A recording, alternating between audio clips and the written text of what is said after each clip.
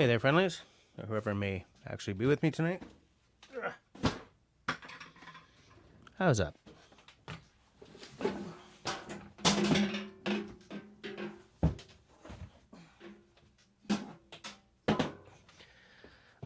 I thought I'd have enough room, but I didn't. I do hope that you guys can hear me. I didn't check that before coming. In my habitual manner, I came running down the stairs like a bat out of hell. Like, I'm late, I'm gonna be late, and man, was I ever. But I did in fact make it. I did make it. I know I haven't made it for a while, and I have felt that as much as a couple of you guys evidently have, if some of my private messages are to be believed. Not organized tonight. I don't have an agenda. I started putting some news items together for last week, and then I didn't end up coming, and now it just feels kind of like too late on those. I don't have a reading. I can't catch my breath right now. I went to Alberta to be a rock star, and I've been playing catch up ever since, at work and at home.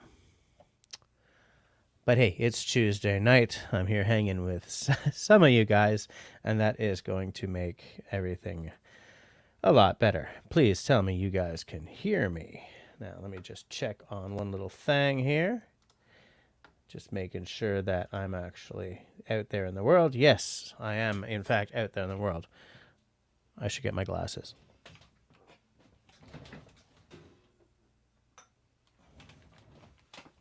I mean, these ones. These guys here, my specs are right here.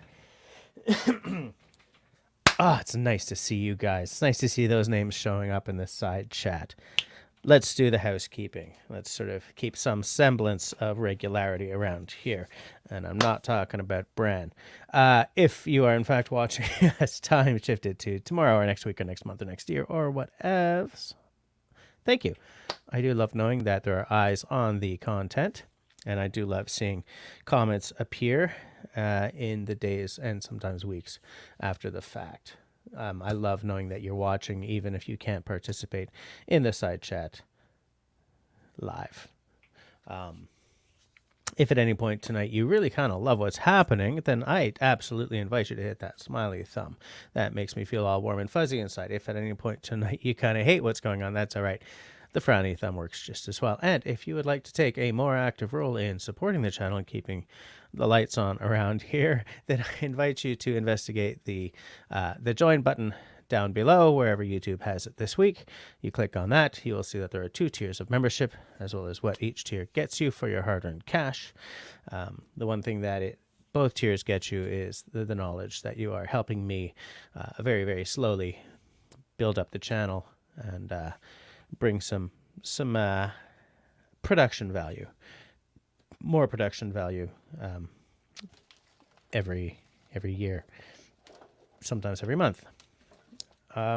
So, as I said, I don't have news. I don't have a reading. I'm just going to celebrate hanging with you guys. Again, it feels like it's been forever. That's partly because the last time we actually did hang out, I was in Alberta using a fairly unfamiliar system. So I thought maybe I'd tell you guys a little bit about the Alberta trip, see how you guys are doing, you know, all the good stuffs. What I forgot to say earlier, it's kind of besides the point now, but let's do it. Welcome to the Bevvies, Blades, and Bushcraft live stream, where we got some Bevvies, we got blades, and we can talk about bushcraft stuff. You know what? There's 2 in 1. Hey, you know what else I got to tell you guys about? The drawing for the contest that I was going to be like, I'm going to tell you guys, you know, I'll draw the name on Sunday and I'll do an episode on it. I do have a name, but I don't want to just like blah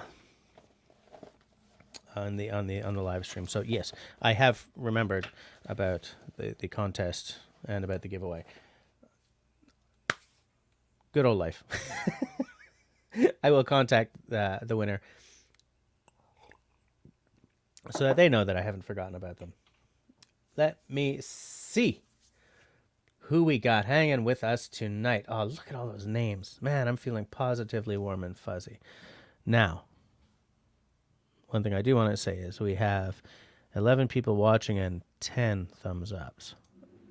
Oh, 11 thumbs ups. All right. Nice. That's a good ratio. So at 9:03, when I was still fighting to get on, Country Boy popped on with holy short notice. And please note that Country Boy has the Channel Hero logo next to his name, the little icon. Country Boy often has cool things to say. He's doing some cool stuff in terms of crafting and stuff. He's good people, folks. But I'm not sure if I like what this says. Guess when you smash all the fingers on your left hand at work, it makes typing difficult. I'll try to do better. Don't type. If you've gone and hurt yourself, what did you do? How did you smash all the fingers on your left hand?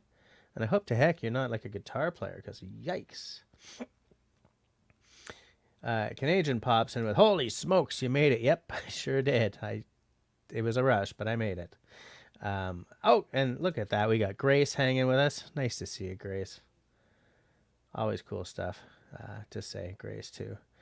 I have no idea what CBTITC means, but I will figure it out at some point. Deep breath. Relax, he says. Yeah. Yeah. Oh, look at that. We got Linda. Got back from Hamilton just in time. White wib tonight. I need to sleep really bad, and I'll knock, and it'll... Oh, wine tonight. I need to sleep really bad, and it'll knock me out. Okay, fair enough. Country Boy says that organization is overrated. Thank the gods, because this is not organized. You know what? I am in a very sort of long-term project to organize this basement, and I'm doing another, like a honey-do list thing upstairs, and as soon as that's done, I'm going to jump back on this basement in a big way. I got to just... I look at the mess that I've made of this room and the next one, and I get sort of anxiety, and lately I've thrown away a lot of stuff, and when I saw like the vast amounts of crap that I threw away, I got this like little tinge of kind of not quite elation, but like I felt a little freer. And so I'm just going to keep disposing of crap. Like I'm the type of guy who will keep,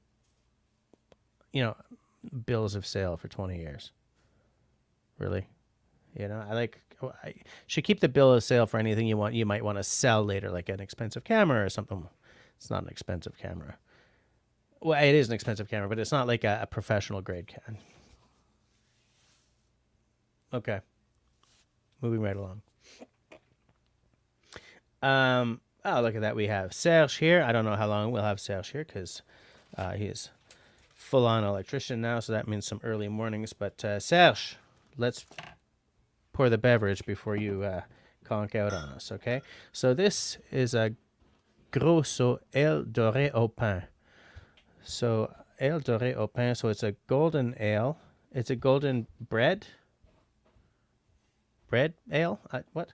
Silo plus la bête à pain. So la bière au pain Grosso est un hommage au bâtisseur d'Auntic. Son premier moulin en grès. Okay, so it's an homage, an homage to an old grain mill that was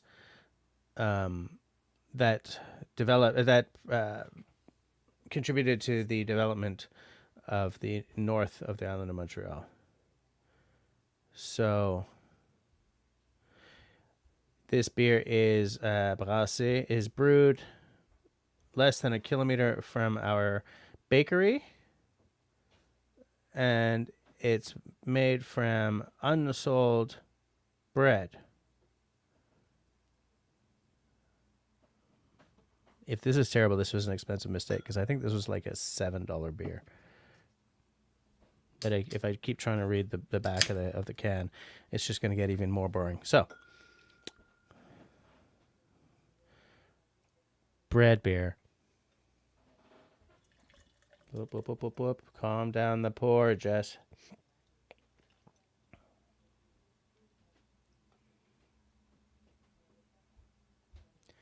Calm down that pour.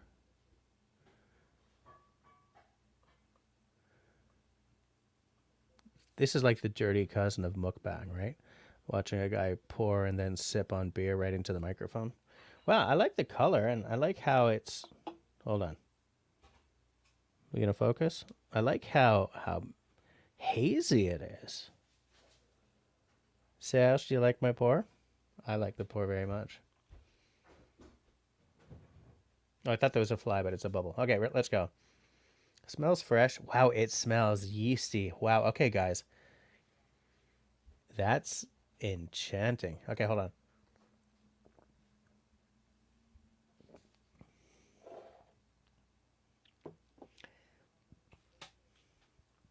It actually tastes bready. Like it's beery and it's an ale, so it's not too hoppy. It's got a malty thing. It's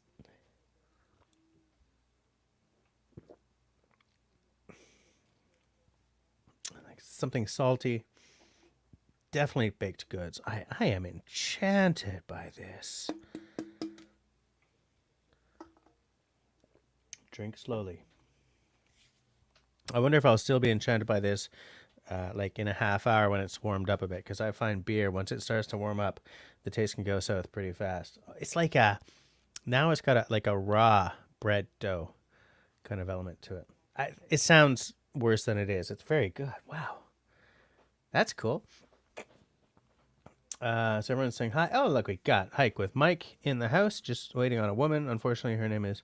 Oh, that's not... She's not a... She ain't a lady. I hope all goes well with you down there, Mike. I'm worried about you sometimes. Hey, there's Ron. I've become your internet brother. Good to know, Ron. Nice to see you.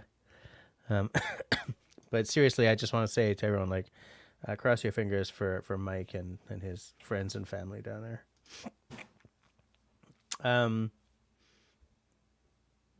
So hold on a sec. Everyone's still saying hi. I'm just leaving that internet brother up there because I like it. Canadian bought a bought a $5 dollar store axe. I have a $4 dollar store axe in there that I bought like 2 years ago with the intention of like doing a tongue-in-cheek review, and then I never got around to doing it. So maybe I'll do it. What do you think? What do you guys think? Should I? Hold on. Can I make a poll? Can I calm down and like have one thought before I just sort of... Can I add a poll? Start a poll. Should I do a review? I misspelled should. I do that all the time. Should I do a tongue-in-cheek review? I misspelled review. No, I didn't. Of a dollar store axe.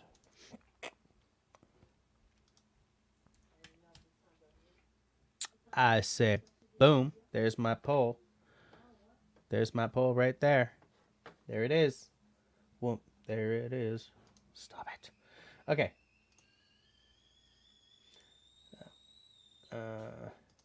Sharon, if you're out there, I made it. I don't know if Sharon's here with us right now.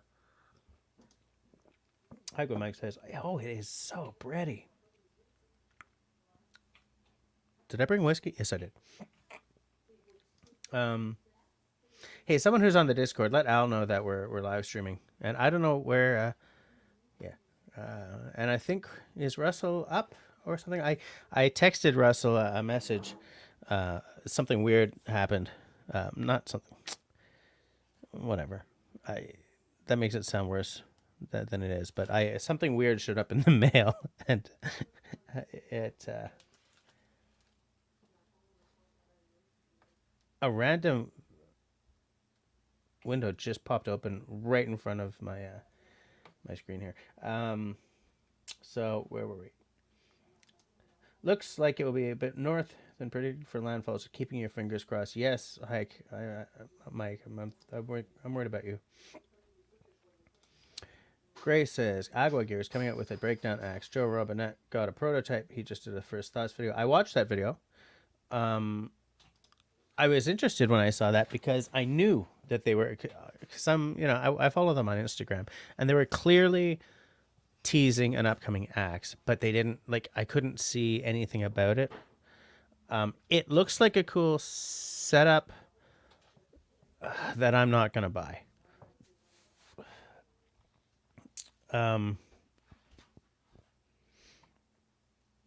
I could see use for I'm not going to buy at this stage in my bushcraft and paddling landscape. I could see that breakdown axe being very useful for someone who paddles a lot and needs to break it down to throw it in the bottom of a canoe, or someone who does. I was going to say someone who does long hikes, but I think it might be a little heavy for like a through hiker or anything like that. I see massive value in something like that for someone who's setting up kind of a minimalist kit. They want one tool to do like some camp chores and then go and hack some limbs apart or take down some small trees. The reason why I don't see myself buying it has nothing to do with the axe itself. It's just that I've got a lot of axes in varying sizes. So if I'm going to add something to the toolbox and it wasn't sent to me for review or something like that, and I'm not big enough to have that happen, then I have to be like, there's a hole in my toolbox that will fit into.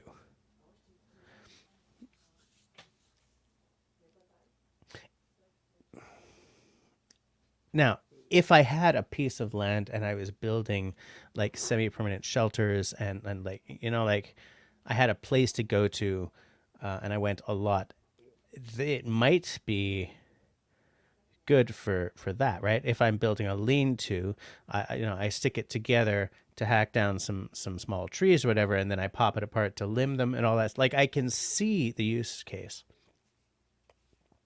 And going by the Agua, well, mine's old, so it said it's Agua Canyon, the buck saw, I think it's gonna be a good tool.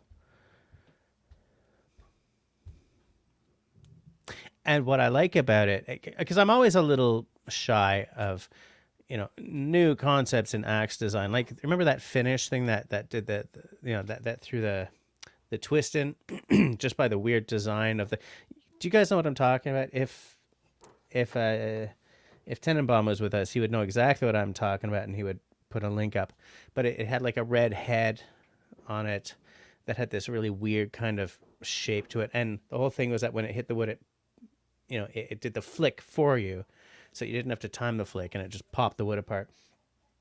I hated that thing because that thing was absolutely a solution in search of a problem.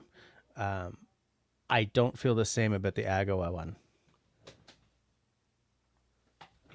I was wondering what that was. I know what that is. But yeah, so all that to say that, yes, Grace, I did see it, and I watched his episode, and I knew that something was coming because they've been teasing it for a while. And I think it looks really cool. I'm also just trying not to spend so much money right now. Country Boy says, I was putting pieces of wood through a machine, and they were all stuck together, trying to break them apart, and got my hand in the wrong. Yikes. Oh, I must have hurt like hell, as Canadian agrees. Grace says, I've been throwing out a lot of stuff lately, cleaning out the basement. It's amazing the amount of crap you can accumulate in 30 years. Some stuff I have to wait so husband doesn't see. Yeah, and that's the thing. My basement is just way too full of crap. I'm a pack rat. I try not to be. I try, there are certain things that I have, sort of gone more minimalist with, but I still, papers and stuff, and I'm afraid to throw stuff away. I just may need it at some point. Shut up, Jesse. You're not going to need this. You haven't touched it in 10 years, Oh, at least there's no real damage. Okay, so you might lose a fingernail or two. That they grow back. I was afraid that like there was damage to your knuckles or something. I was worried about that. Canadian has a dumpster coming Friday, cleaning out the garage. I need to clean out my garage as well. Linda says, doing a Blue Moon paddle tomorrow night with our local ladies group. Should be fun. Yeah, I think that will be great. I mean, you got to get it in now because it's going to start getting colder pretty soon. It's already kind of getting colder.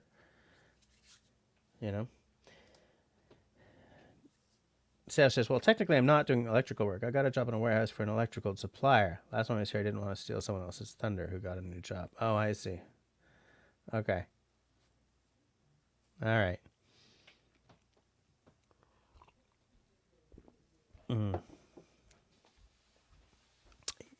Start doing electrical work. Hell, if you were in Montreal, I'd pay you to do something.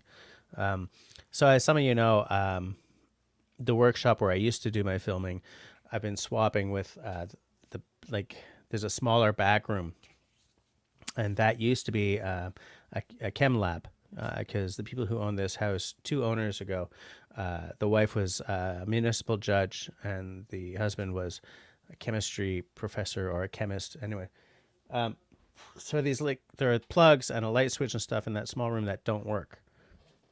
And I got to get those working so that I can then set that room up to do my live streams in. And, work and stuff. So I know a trained electrician, but he lives, 2 or 3. How many hours away do you live, Serge? 3 or 4? 5? Are you in the bus, Saint Laurent?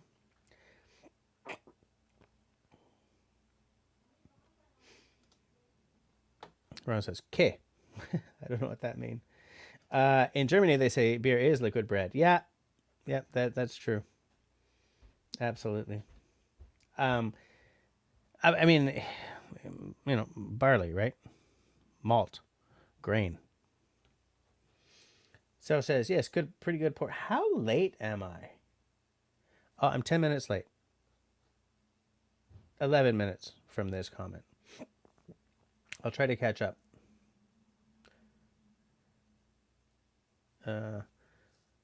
Hey, look who's here. David Evans is in the house. And as you can tell by that icon, David is a channel hero. He's also a channel mod. So if you do anything untoward, he's going to drop the hammer on you.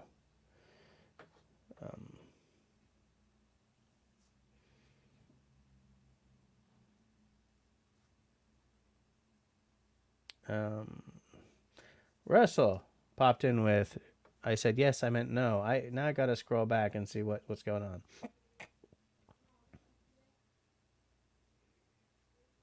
I think that's the first thing Russell said, so I don't know what's going on there. Russell just got in. Okay. Yeah, and here's the thing. Country Boy says that access too gimmicky, and I don't know. Like when I first saw it, I thought yes. But like I've been thinking about it, and I could see some use cases for it. It's just not for me at this stage in my outdoors and shipness. That works, right? Outdoorsmanshipness. Canadian says, I'm old and a little old school in some things, but I will put a cordless Sawzall in my ATV. Man, I would love a cordless one. I needed to buy a Sawzall for a job. And it's just the difference in price between a corded one and the cordless, plus the battery and recharger pack. I was just like, I can't do it. But I would love... Ready. The problem is I currently have 3 different kinds of cordless tools. None of them are high end or medium end, right? I've got Ryobi, I've got whatever the Renault Depot brand is. They're sort of a dark blue.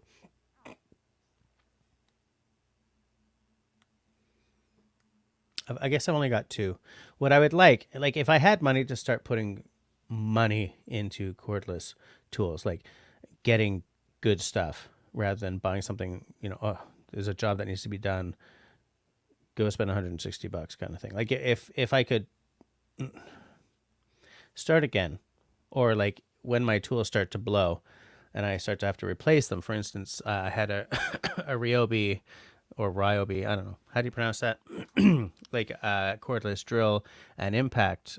No, drill and like the screwdriver, impact driver, whatever it is. You know, driver looks like a drill, but it is for. I had a set of 2 pistol-shaped tools from Ryobi. One of them has blown. One of them blew like a couple of years ago. So, you know, replace it with a new cordless drill, right?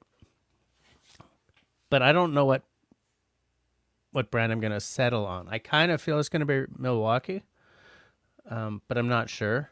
And I have other things to spend my money on right now, and I have a corded drill. So, you know, but I want to sort of aim in a specific direction, and I know it's not going to be DeWalt because my dad went through 2 of those driver / drill sets in 3 years. Warranty's great and all, but come on, man.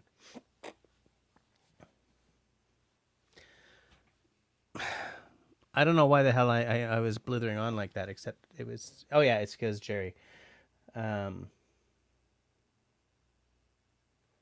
Yeah, here's what Grace says. For certain circumstances, okay. For certain circumstances, it may be a good axe choice, but not for me. And that's the thing. I don't think it's for everyone. I really do think that if you're someone who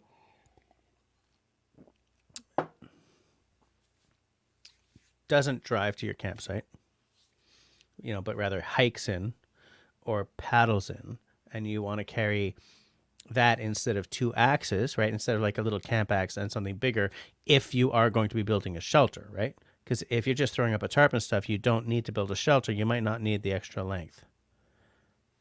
You know what I'm saying? So like there is a use case, but I don't see it happening to me. And, you know, evidently, Grace, you neither. Momo Sharp. So it needs to exceed expectations for you to go for it. I wish I could like. Can I star that? Yeah, I starred that. I don't know if that affects anything, but that's a great comment. Hi, Momo Sharp. How are you doing? Canadian bought a new kayak. So David is like, wow, you taking it out on the Mississippi? That's the Ontario, Mississippi, I take it. I think, Jerry, this is the kayak that we were talking about a little while ago, isn't it? Ah, look who's here. Hi, Chris. And by the way, everyone, please note that the channel hero icon next to Chris's name.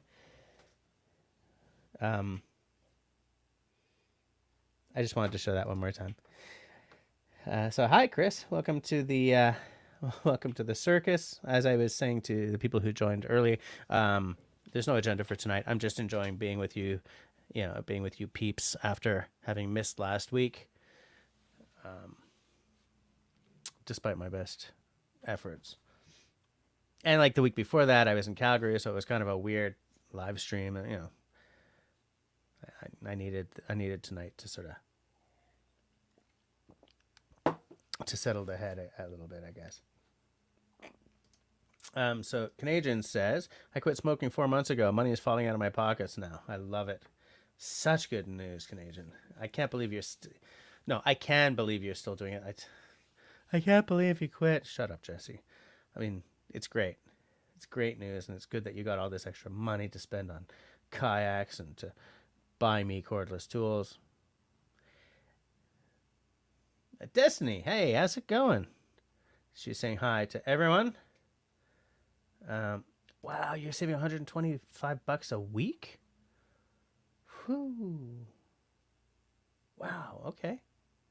David says it's going to be below 30 degrees C there next week. What's it going to be for me? Uh-oh, Duolingo tells me I've fallen out of the top 10. I'll recapture it. Wait for me, Duo. I'll recapture it. So next week, okay, so like tomorrow it's going to rain, 14 to 22. Oh, it is going up. Yeah, by Monday it's going to be like 30, then Tuesday 31.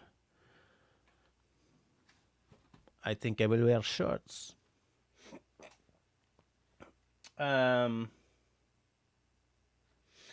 Linda threw 5 truckloads to the dump and gave away a lot of furniture. It's just stuff. It is just stuff. I mean, some of it is very dear to me, but some of it's not. The problem is that the dear to me stuff and the useful stuff are not always, they don't always dovetail. Off-grid recon in the house. How's it going? How are you doing tonight? David is asking, wow, am I still... Man, I'm still almost 10 minutes late. Okay, I'm going to try to... No, my house is not a grow-up.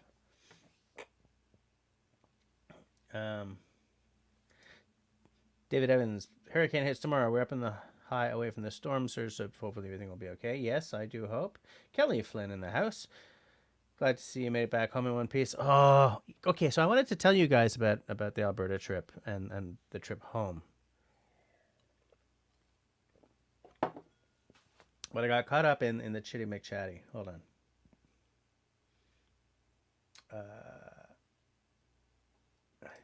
Okay, so Serge is about 5 hours away. Yeah. I don't want to be billed for travel at that point.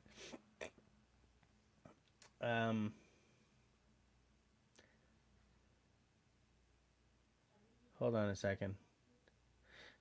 Okay, so David agrees with me on Milwaukee. Yeah, you know, it's funny because you guys know that I used to work doing renos and some, you know, construction work as a teenager, like as a summer job thing.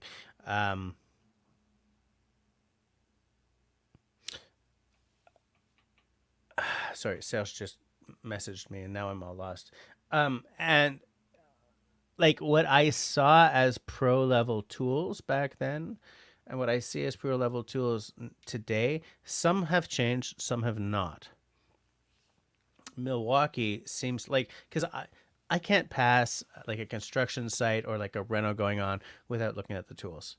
I love the smell of sawdust, right? I love the, you know, I have such good memories of going to these job sites, working my arse off, sweating like just raining, and then falling into bed that night, having physically earned that sleep, and like just hitting the bed and gone out.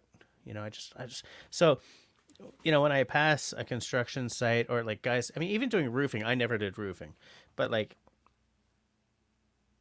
I did some roofing, but not much. Well, it wasn't like my bailiwick.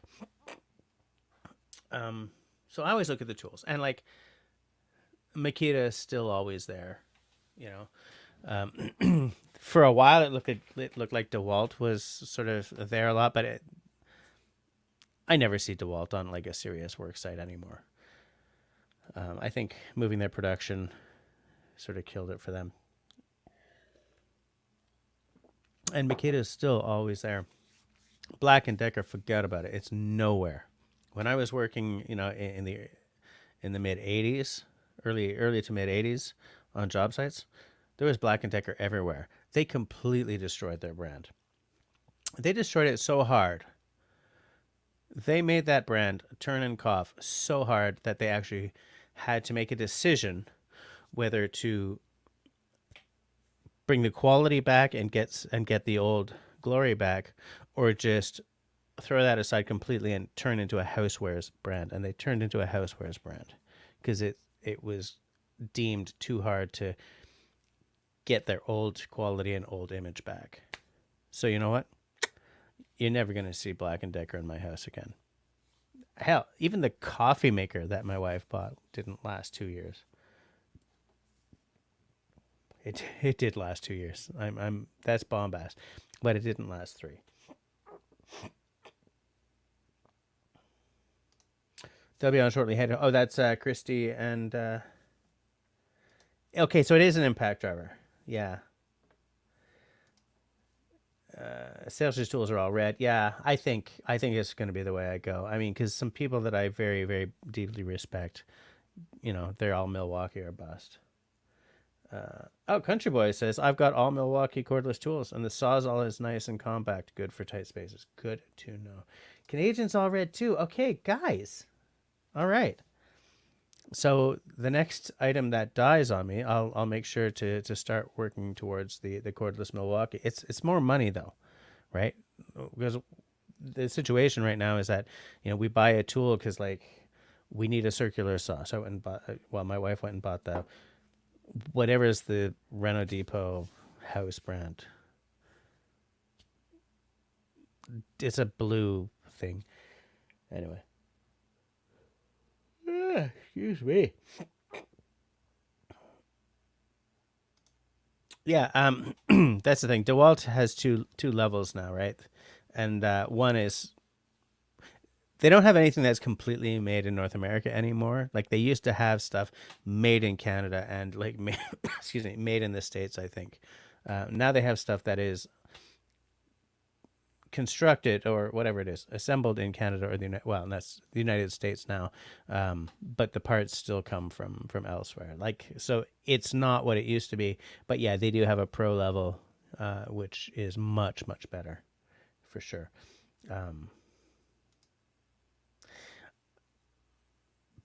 But excuse me. But I don't think I'm gonna do it.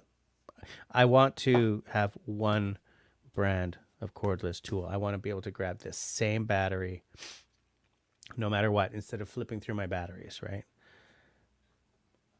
I'm trying to catch up here, guys, and it's not happening. So I'm just gonna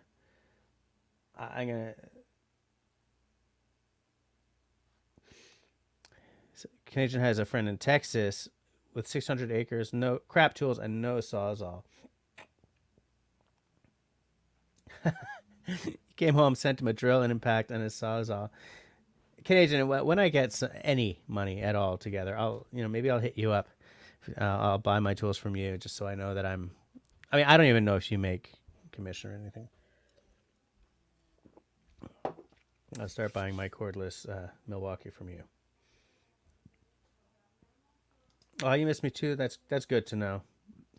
It's been a really rough couple of weeks, guys. I literally do feel that I went away and I have been kind of paying for it since I got back. I don't mean that people are making me pay for it. I mean the catch up that I've had to do at home and at work has just killed me.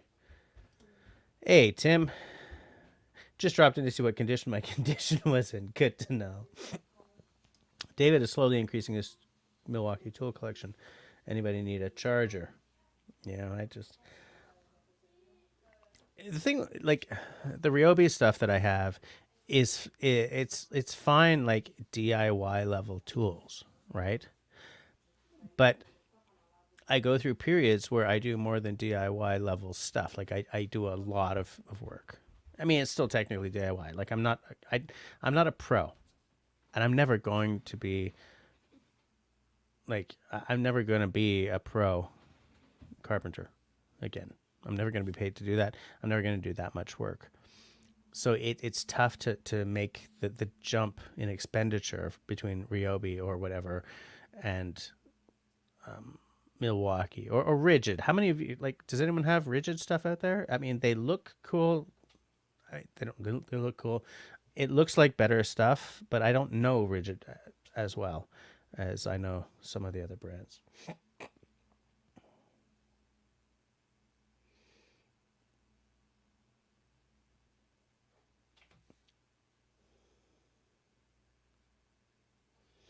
Oh, I see what you're saying. Okay, so Russell says he voted yes on the poll, but you meant no. I think it should be a real review. Okay, good to know. Okay. Shawnee, come on, man. How's it going? Nice to see your name popping up. Russell says, good evening, everyone. Finally got everything inside. Welcome back to your cabin and with all the stuff. Tim has also quit smoking. There's a lot of people who've quit smoking here.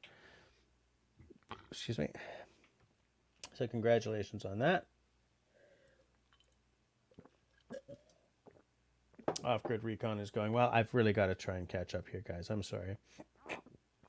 Russell says, my 18-volt DeWalt drivers are slowly dying. Batteries are even faster, so I jumped expensively into the 20-volt brushless system, bought the drill and hammer set, and Is that the jump to whatever is their professional line? Is that what that jump is? I would. Excuse me. Sorry, guys. Um, when I was in Alberta, um, due to wildfires, in Calgary, the air was a little yellow. Up at the mountains, when we got up, it was hazy, and you could smell, fires. And then it really rained, so it was clear, beautifully clear. But then everything got hazy again. And I have been using my asthma pump like you guys would not believe lately, and I have spent years never touching it. But I'm just having some trouble. Yeah, exactly. Okay, David says, honestly, it doesn't matter which brand you choose as long as you stick to the same one. Nothing worse than having all these different batteries. I agree completely. Yeah. Sean in Alaska says Black & Decker is DeWalt. Yes, they're both owned by the same people. Yeah, absolutely. Yes. Shawnee says, I'm having a grilled barbecue chicken sandwich. Yeah, no, I got what you were talking about, Russell. Yeah.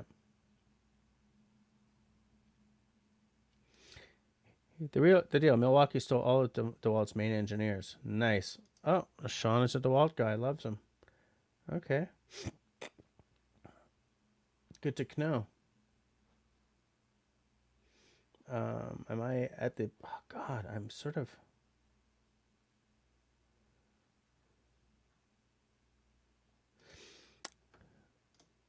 Shawnee always takes advantage of sales. Yeah, that's the thing. I gotta know when the sales are coming and save up for a sale, and so that I can then buy. Like I would. What would I start with? I would probably start with like a cordless drill, maybe, or a sawzall, or one of those. What's it called? An oscillating tool. That you. Zzz. I bought a Milwaukee one of those, but it was corded because I couldn't afford the upcharge for the cordless, and then the battery and charger pack. Yeah, so I was just saying he wouldn't buy lower grade DeWalt. Yeah, I think if you're gonna go for DeWalt, you have to buy their whatever their pro level is called. David says, don't buy the M12 Milwaukee, get the M18. Good to know.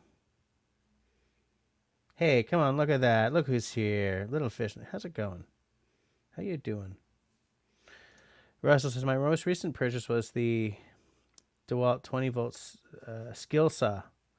How quiet it is compared to my old corded. Yeah, absolutely. The silly, very affordable cordless one that we bought like 2 or 3 days ago. So much quieter than my old corded ones were.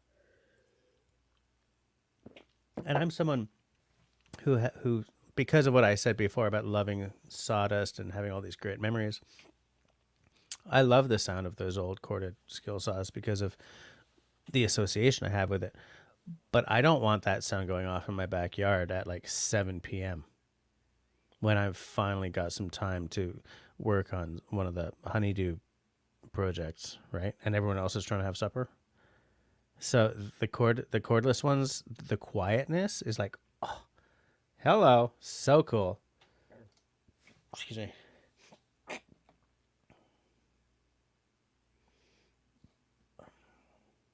I'm trying to jump ahead here. I'm just gonna jump down because I'm late. Oh, except I see Jennifer is here. How's it going? And then I see Chris. Are you guys in the same town? No, you're not in the same city tonight, if I remember correctly. Rigid is only at Home Depot. Yeah, is that that's their house brand, I guess? Tektronix owns Milwaukee and Ryobi. I did not know that. Lipstick Lodge gave away a Rigid wet dry vac. It was as big as my tiny house. I think my wet dry vac is a shop vac. No, mine's a Rigid actually. Mine is a Rigid. Works great so far. Sales thinks that Rigid is too expensive in your opinion.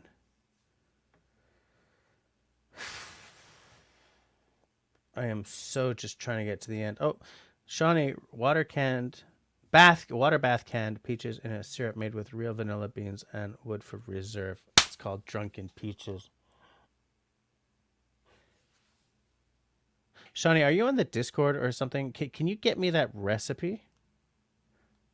Can you get me that recipe? Because we do water bath. We do water bath canning on occasion here. So pour your scotch. I'm not sure what to pour. I don't think Al is here, so you know what? I will pour.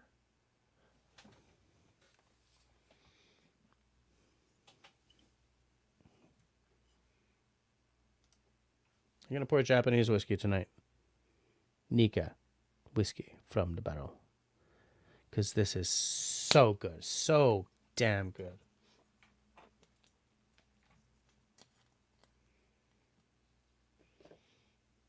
And like once it gets down there, you got to start thinking about bottling it down. Oh.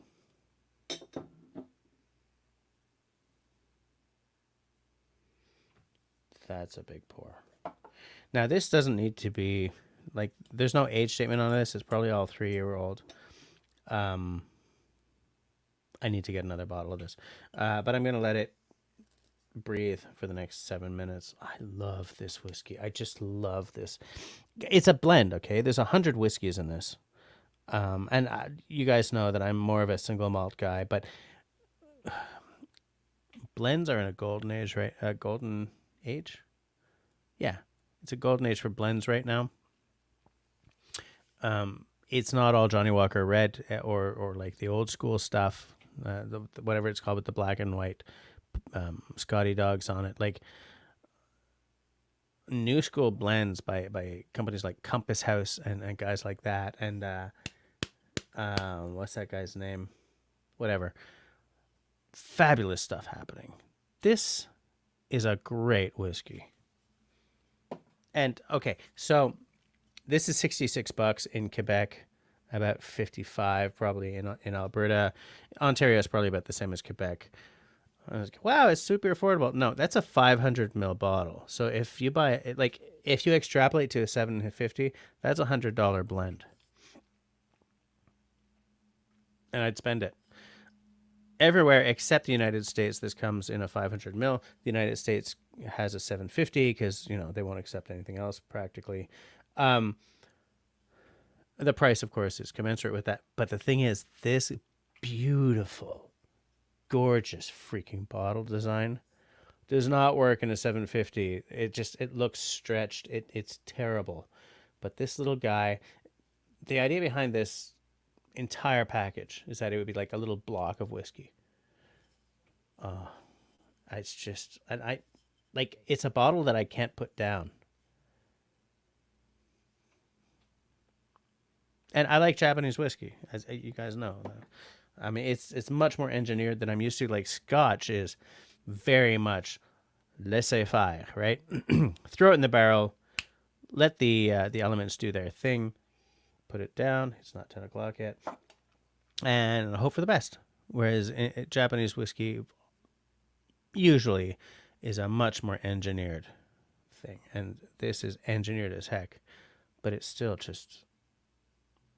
It's not the same as, you know, tonight I'm having a $500 bottle of blah.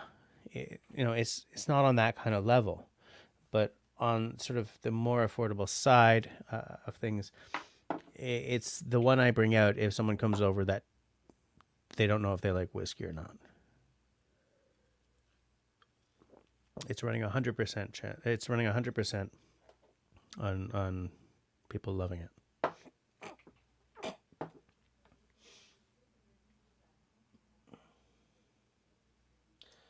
Destiny says, Sean is almost ready for winter. Just the roof delay and all will be well. Did you get your wood stove yet? Well, didn't he do an episode with the wood stove or whatever? Turns out my DeWalls are XR after all. Just needs some help from a black marker. Fair enough. That's my next buy, a cordless skill saw. Next year I'm getting a Milwaukee battery operated lawnmower. Okay. Jennifer used her Black & Decker 20-volt tonight. Really? What were you, blah, blah, blah? Never mind. I was going to ask something, but Steve G in the house. Steve G's home now. That delicious beer is finished. Little palate cleanser with tea.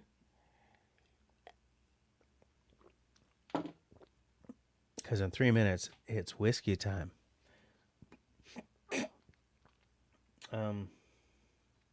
Jennifer is telling Steve to thanks for taking care of Chris. I'm just getting later and later.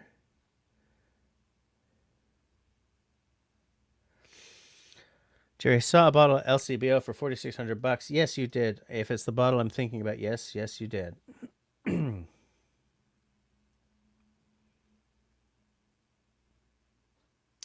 I'm just trying to catch up.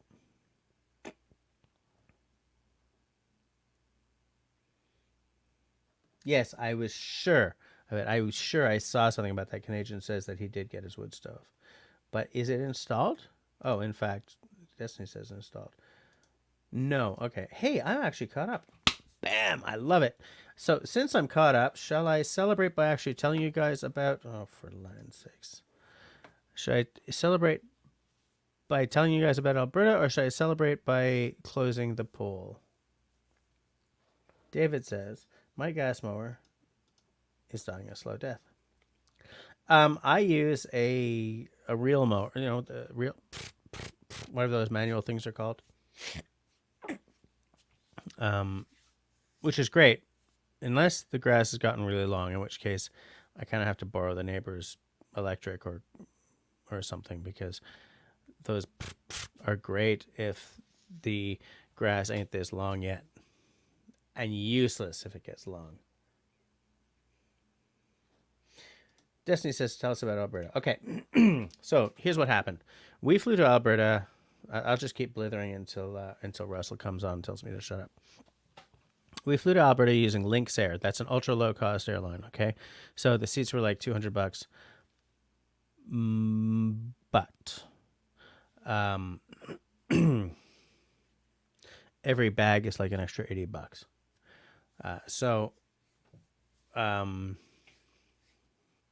They were like, just Russell, do you want me to bring you on, or can you bring yourself on? Wave your head up or down. I think Russell's having trouble with sound again. I'll let him work it out and bring himself on if he can. If not, just sort of like wave your hands at me to bring you on. So Lynx Air. Our flight to Alberta was 3 hours late. We packed the guitarist and I put our stuff into one suitcase and then just brought one carry-on bag. In fact, I think we brought a personal item, because a carry-on bag was going to be an extra $60. 3 hours late. So we got to Calgary. It was a great trip. We started, our first gig was a corporate gig. It was a backyard gig, like a house concert, but it was a corporate thing. Then we played at the Two Houses Brewery in Calgary the day after, or the day after, whatever. Went well. Nice place. Good pizza. Good beer. And then the Wednesday, we went to the city of Lacombe. It was like 2 hours to the north. We played... Russell, are you ready to come on? Wag your head yes or no. I don't think he can even hear me. He's working out some stuff. So, so we went. Yeah, the Lacombe gig was an early thing, right? 6 p.m. 8 p.m., 6 to 8, something like that. Because it was in sort of, they've got a band shell kind of stage thing in there. They're sort of their town square, which is right next to their municipal library. Went well. Cool crowd. It always goes over really well because those people are there to listen to music, right? They bring their lawn chairs, or their camp chairs. They sit and they listen to the music, and the kids dance. And I think there's a halfway house for people who are mentally challenged or something. Always a bunch of them dancing around. Okay, it is 10. It is whiskey time, but I'm going to wait for Russell to come on, okay?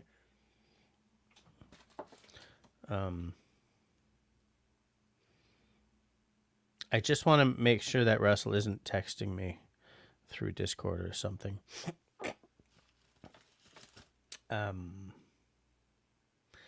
That night, Peter, my fiddler, he's in a couple of like whiskey clubs out there, and the manager of one called the Companions of the Quake, the Calgary chapter, has a cabin near Lacombe. So we stayed there overnight and had some beverages. Tried some really, really cool sort of. I tried a lot of whiskeys that I can't afford. Right, I could never afford to buy. So, excuse me, folks. It's not embarrassing. It's perfectly natural. Hey, hi, fun guy. Can I hear you? I can hear you. Can you hear me? Good. Yeah. Yeah, I'm having that same problem that it comes up and says, Yeti is your speaker. Your Yeti mic is your speaker. Yeah, it's something to do with Firefox though, because I went through Microsoft Edge and it works fine. Okay. So it's after 10. Drink her up, boys. It's well after 10. Drink her up, boys. It's well after 10. I started that too low. That's not my key. Mm-hmm.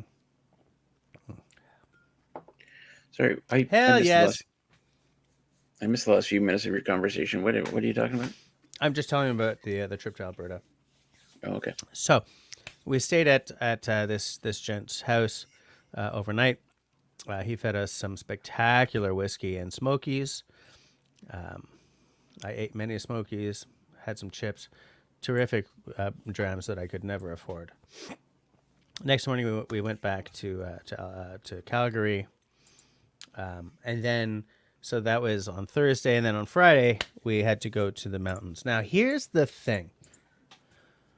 The week before going, I think I mentioned this to you guys. Did I? I wouldn't have mentioned this on the live stream I did from Alberta, would I? So here's the thing. I texted Peter before, while I was packing my stuff. What's the temperature like? He said, it's really hot. So I packed like a sweater and 2 pairs of shorts, 1 pair of pants. We did laundry, obviously. And most of the time we were there, like, it was, 28, 27, 30. So the Friday we headed up to the mountains and we were playing our first gig like 7 p.m. 4 degrees and raining. Like we're standing there on stage, we're playing and our fingers are freezing up and everything. 4 degrees and freezing. Like the whole week was like hovering at the 30 mark. Boom. The next day, thankfully, we were on in the afternoon, so it was a little warmer, like 10 degrees kind of thing. But the entire time we were there, it was not in the same universe as when we were in Calgary, temperature-wise. It went well anyway, though. People always like us there. It goes well. We when we're not on stage is actually more fun because, like, in the evenings we get to, we get to hang with other bands and jam and stuff. And some of the bands are a whole lot bigger than us in our milieu, in our circuit. There was I will say a name that only some of you will know. But if you are in any way steeped in Canadian folk music, his name means something, and his name is Valdy. Now, Valdy is like 77 degrees, 77, 78, something like that. His first album came out the year I was born. He was the soundtrack of my childhood. And in fact, I never stopped listening to him. He's still in medium rotation on my headphones today. And he was at that festival. And we were like, A, why is he at a Celtic festival? And B, holy shift. Because like we play in a folk adjacent circuit, right? And like the last time I met him was like 35 years ago at a folk fest in like Mission, BC kind of thing. Anyway, so he doesn't match the kind of music that most bands were playing there. But man, when that guy got up on stage, just him, his red shoes, his guitar, his beat to hell guitar, and he started, the entire place just shut the hell up. Like there was no audience like his audience the entire time. And it's clear that he's been doing this for 50 years and it's second nature to him. And it's just like, it was such a privilege to watch someone that good at being on stage, because half that crowd there had no idea who he was before he played the first time. And then they knew exactly who he was afterwards. And so I can only hope to one day be that good on stage as he is, And he was a really nice guy too. We chatted with him and like no ego, no nothing. I mean, he's got like some Junos. For those of you who are not Canadian, Junos are like Canadian Grammys. And like he's got 2 or 3 and he's been shortlisted for another 7 kind of thing. So it was a really cool trip in a lot of ways, and whenever I'm not on stage out there, I go and I sit down at the beach and, look across Abraham Lake at the mountain, and just sort of enjoy the mountain air. The mountain air was cold this time, though. And then when they, we were flying home. We were supposed to fly home at 6 a.m. Our flight was 6 a.m. the Tuesday morning after that. So the Monday, because it's good to sort of check in by phone or computer 24 hours before, and we couldn't check in because they had moved our Lynx Air, to those of you who are Canuckistanis like me, Lynx Air had moved our flight from 6 a.m. Tuesday morning to 6 a.m. Thursday morning, which left us here in Montreal with 3 days of my wife going back to work and no babysitting. So, and my guitarist was in a similar position. So a very stressful Monday ensued, but we did find Peter used to work for WestJet. I say used to because he's worked for WestJet for 25 years, and he 3 months ago he got reorged out of their organization. But he still knows some people at WestJet, so he wrangled us some buddy passes. So we took the red eye home Monday night, standby. So I wasn't finished on, crossing my fingers until I was on a plane and it was in the air. And I got home at like 9 in the morning and just crashed and just out until about 1. And here I am. Did your kids sleep on the plane? They weren't with me. I can't afford to bring my kids. They won't pay for that. Oh, I didn't read. Sorry. Yeah. When I go to Alberta for these, no, I mean, a lot of people think I bring my family, and I can't do it. Like I'm doing another thing in Mexico in November. I sure as hell can't bring my family to that. It just doesn't pay enough. Pay attention, Russell. Jesus, how did I not know that? This whiskey's really good, by the way. I'll tell you what, Jess, I am wired right now, like in a really, really weird way. What's up? And I'll tell you why. I never drink coffee. Right, I never drink regular coffee. I'll have like 1 cup of decaf, kind of thing. But when, like last night, I went to bed at, I don't know, I didn't get to sleep till like midnight, and I was up at 4:45 this morning because I went fishing, and so I was really tired, and I was, I had to drive back to the cabin, so I stopped by Tim Hortons. I grabbed a regular large double, and I'm just like the whole way back, I was like, you sure as hell weren't falling asleep on the road. I'm in another level of consciousness at the moment, which makes it really, really weird. Right. All because of a regular coffee. Well, if you don't drink a lot of, Russell, I'm showing this for your benefit, because if you want a delicious whiskey that's not going to make you work for it, this is the one right here. Well, how much is it? In Quebec, $66. So probably 65 in Ontario. I'm going to show you a bottle that I bought for $35. Yeah, but it's going to be no. That bottle is not a whiskey. That's a pile of crap disguised as whiskey. This I don't care. It is affordable though, and it goes well with Well, glaçons. you'll have to tell me what I can't really see what it is. You have to tell me on Discord what it is. Sure. Like you don't have to do it right now, but Yeah. Do you want to see what I caught today, or are you still talking? No? What was that? That was my phone. Okay.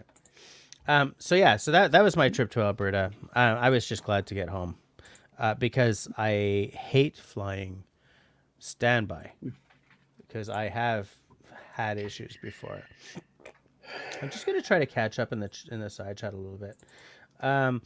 Sean Alaska says Celtic and folk, they kind of go together. They go very well together. Celtic is Irish or Scottish or Breton or British folk music. It's literally, I mean, there is also folk music there, like I'm thinking about guys like Billy Bragg, but I mean, it's old school folk, absolutely.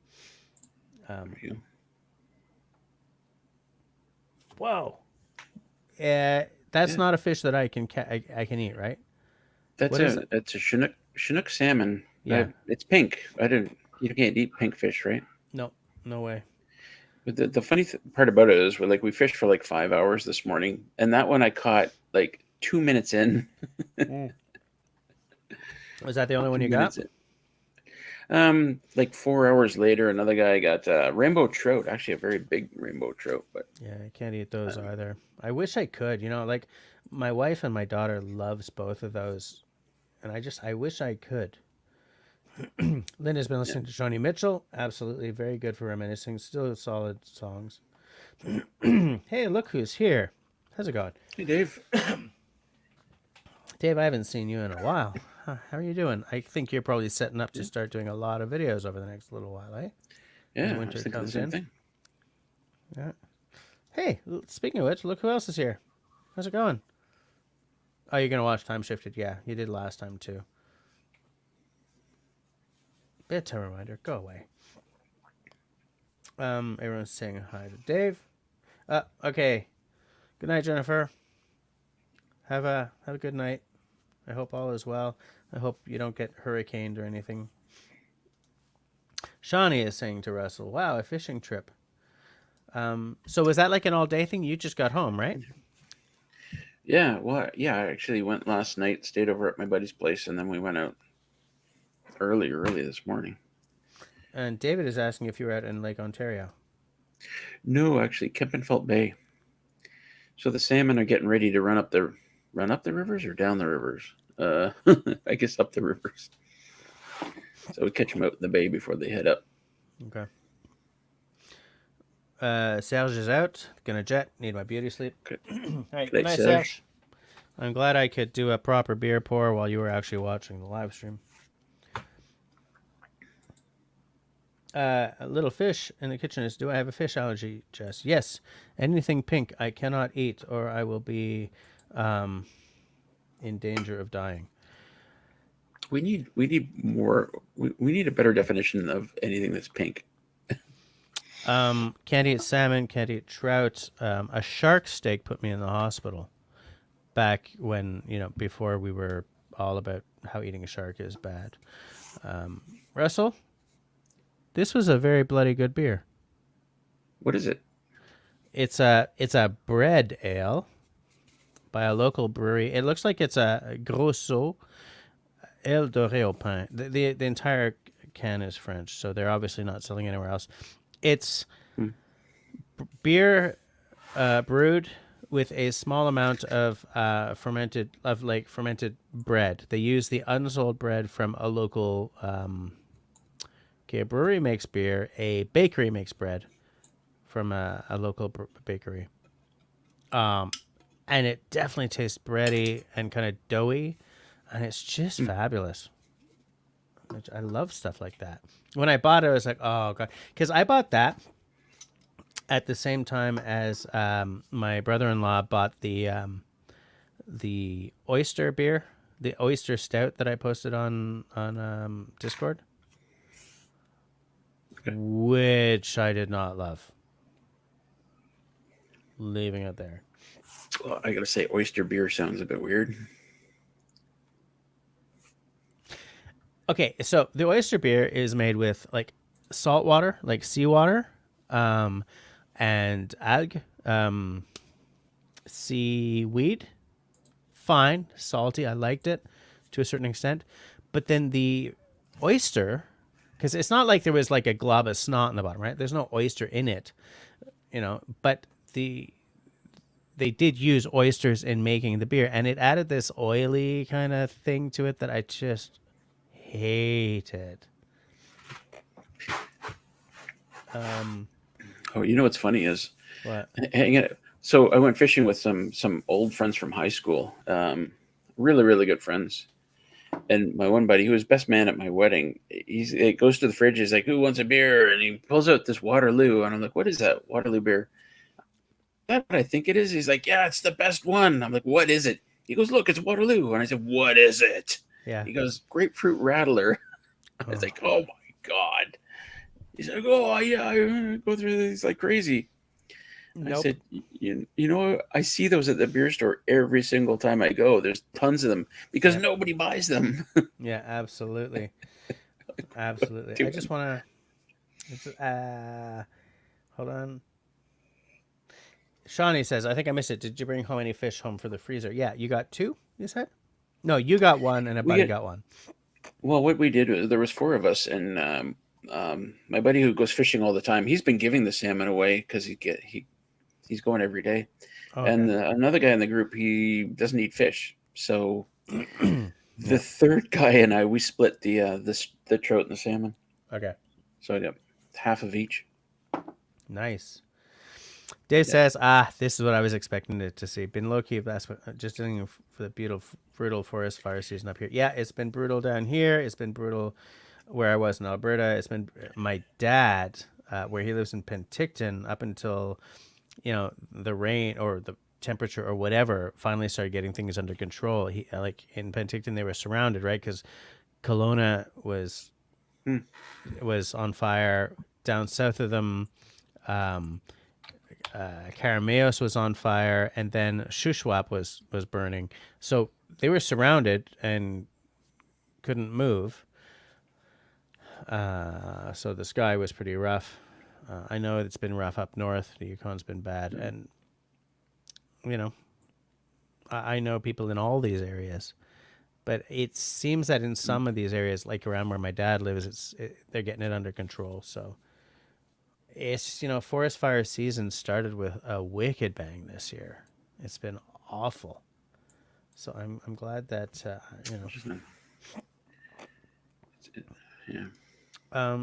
Jim missed Raspberry ASMR Sunday. Got to get in a good paddle with the grandkids. Nice. I also missed the ASMR Sunday, which I hate doing. Lipstick. Linda says salmon is red, but I guess it's pink. What I mean is I can eat white fish. White fish. The problem is with what in French we call it des poissons gras, which is that in English, is that fatty fish, oily fish? What's the term in English? Google Translate. I don't know what it is. But like the fatty-ish or whatever they are, the ones with the ones with the omega-3s that are good for you. Sorry, what was the last word? Poisson gras, Gras. Gras? Yeah, gras, grease, oily. Jim says it's oily fish. Fat.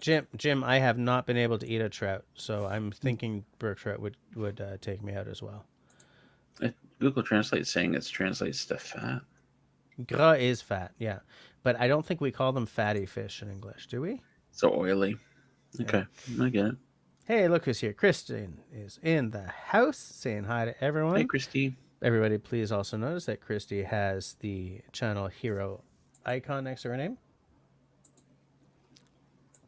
I poured myself a very energetic dram. Poured like half a glass. Yeah. Everyone's saying hi. Everyone's saying hi to Christy. I got something special in the freezer waiting for me. Do you? Let me see. I'm just trying to catch up with the. Jim says he's still in the market for the right boat. Vivian and I have been spending most of our free time in Vancouver getting as much sailing time in. I love sailing. To me, a boat has sails and a car on the water has an engine. I mean, sailboats have engines too, but you know what I'm saying. Some of my most calming moments have. I think the best moment is when you're out. It's the moment when like the sails go up and the engine cuts out. Just that first moment of the wind sound rather than the engine sound. It's amazing. I love that moment. And in fact, the boat that I used to crew on a 30-foot French built, a first 30. I still do on occasion, but not as often. He converted it to an electric engine. Whole different world. Oh, is that an innocent gun? I bet it is. Oh, damn it! I was gonna say, when we go on vacation to Antigua, we see people going out in the paddle boards and the paddle boats and the whatever kayaks, and then we take the Hobie out. We just go sailing all around them. Yeah. Yeah. Innocent gun to have with my scotch. Yeah. Best pairing ever. Such a good beer. Nice and cold. Is it? We family birthday party all day Sunday. Okay. Yeah, there was some birthdays last weekend for us as well. Jim says that brook trout are a bit different than rainbow and browns. I don't want to take the chance. I don't want to take the chance. I have a 4-year-old. Linda asks if I can I take omega oil caps. Yeah, sure. It's specific, like it's the actual. Hey, holy crap! Wood pigeon's here. How's it going, man? How are you doing? Makes sense to wait for the right boat. Absolutely, it does. It absolutely does. Country Boy says, my 4x4 association lost one of our flagship wreck sites last week to wildfire. Yeah.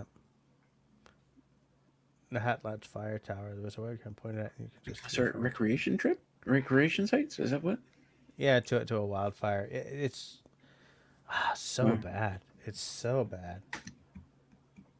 Hey, look who's here. Carol. Ooh. Carol, by the way, please note the icon. That is a channel hero you're seeing right there. We say Carol. Carol. That's right. We say Carol. Yeah. Carol. Carol. Dave says, Yellowknife, Hay River, Fort Smith, KFN, and Enterprise have all been evacuated to Alberta. 30,000 people have been displaced. Worst fire season in the history. Yeah, it's bad. Even down around like where my dad lives, there were at one point 30,000 households evacuated. And in fact, part of Kelowna is gone now. Kelowna is a big city for the Okanagan.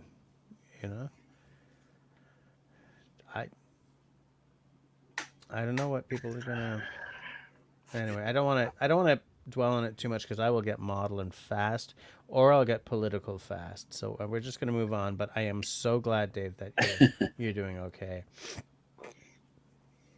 I'm so glad you're doing okay. I'm so glad that everyone I know has been okay. I don't know anyone who's lost a house yet. Oh, okay. Jim's out. All right, having a good night. Good night, Jim. Have a good night, Jim. Thanks for hanging out with us while you're good. Did you say having a good night? My brain is Swiss cheese. I have a mind like a steel sieve. Pigeon says, I hope all is well in Montreal. Do they fix Papineau yet? I don't even know, man. When I was out, you mean like from when the whole damn city was flooded from the rains? That was when I was in Alberta, and then I got home from Alberta, and my life kind of went kablooey in terms of just work and home. So and Jim, by the way, is reminding everyone before he leaves to hit that thumbs up. Okay.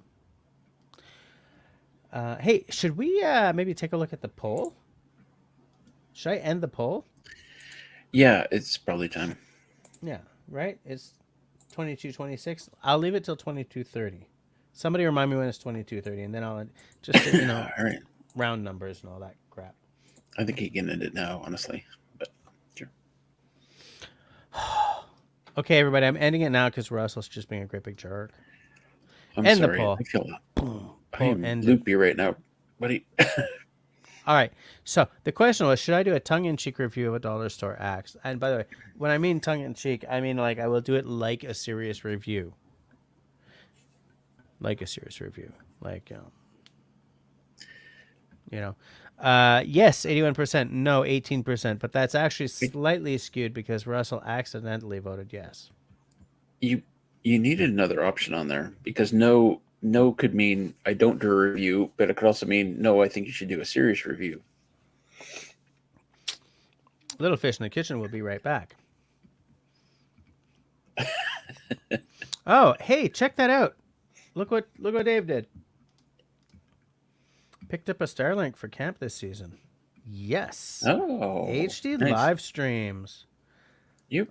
That we're looks good. doing live streams before, were you not, Dave? But they weren't HD? No, they weren't in HD. What were you using before? Like just a regular cell phone? The best part of Dave's live streams was the sound. Whatever, like I think he had the same mic as I do. But I don't know, man, his sound was so just like Dave's got one of those voices.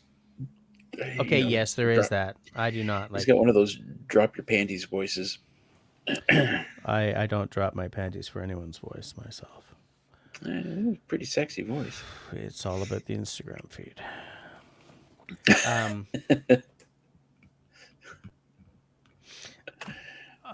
Wood Pigeon also bought the dollar store hatchet, the one from yeah, exactly. So you went to Dollarama, right? The Duramax one for $4, $4 to $5. Yeah, I spent $4 on it.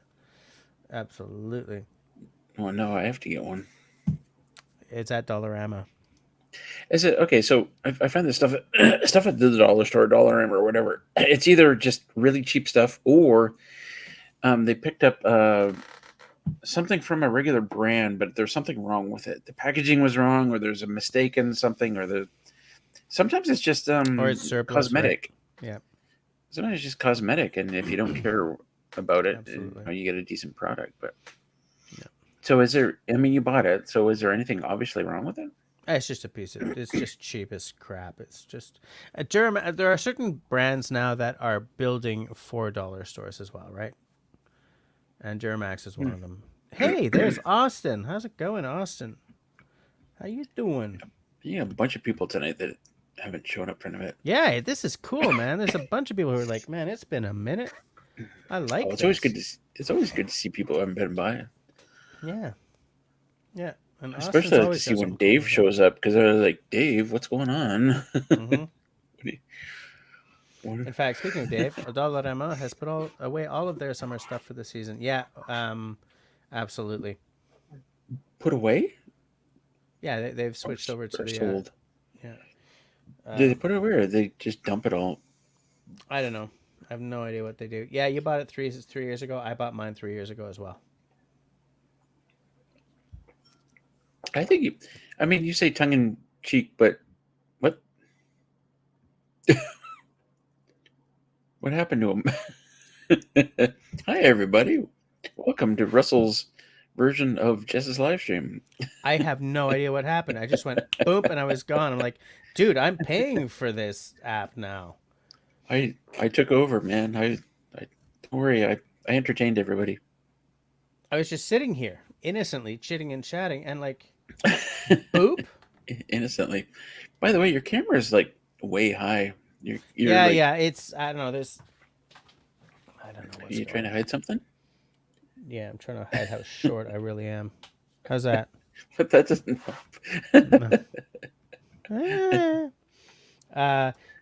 Austin says, "Were either of those packs something you'd consider in your search for the vintage rucksack?" That depends on what shipping to Canada looks like. I like the look of some of them, but then like I started looking at some of the other stuff, and there's all kinds of interesting stuff at that website. I'm trying to find this site. Austin, do you want to tell them what site you were at? It's like an army surplus kind of thing. you want vintage or like fake vintage? What I'm looking for is 70s era stuff. Pack, tent. It's going to cost a mint. Because I want to do an episode on vintage camping. 70s era, because I'm 70s vintage, right? I was born in 1972. I was born in 1972. Okay, so, but the like, question is, do you want equipment actually from that time or just stuff that resembles equipment from that time?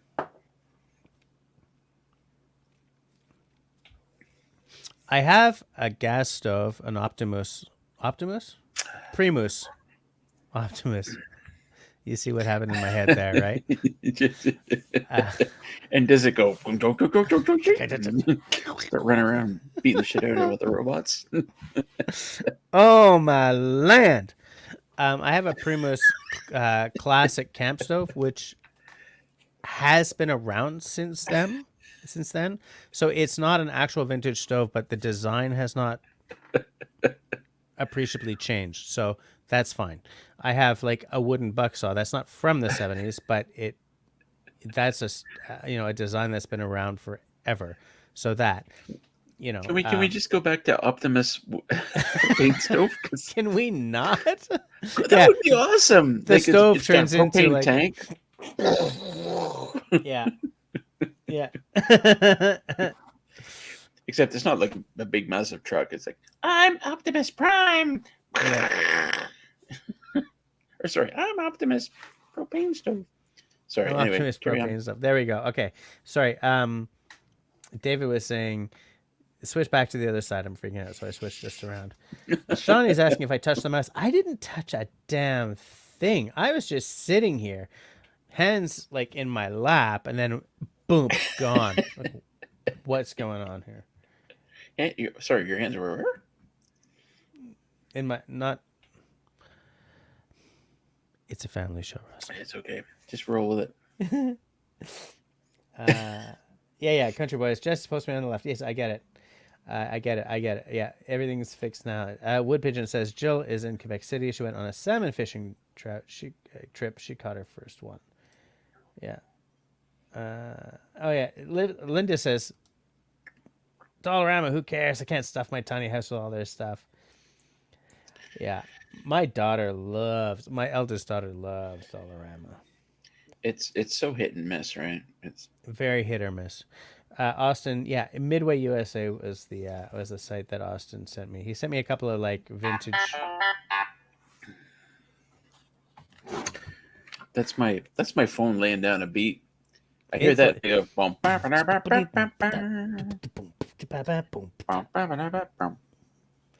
Okay. Yeah, Midway USA. So they got some cool vintage, like surplus. They're. I think it looks to me like they're an actual surplus site. I'll put that somewhere else. Peanut Trucker says, "What's a Dollarama?" I think you guys have something called a Dollar General or Dollar Store or Dollar something.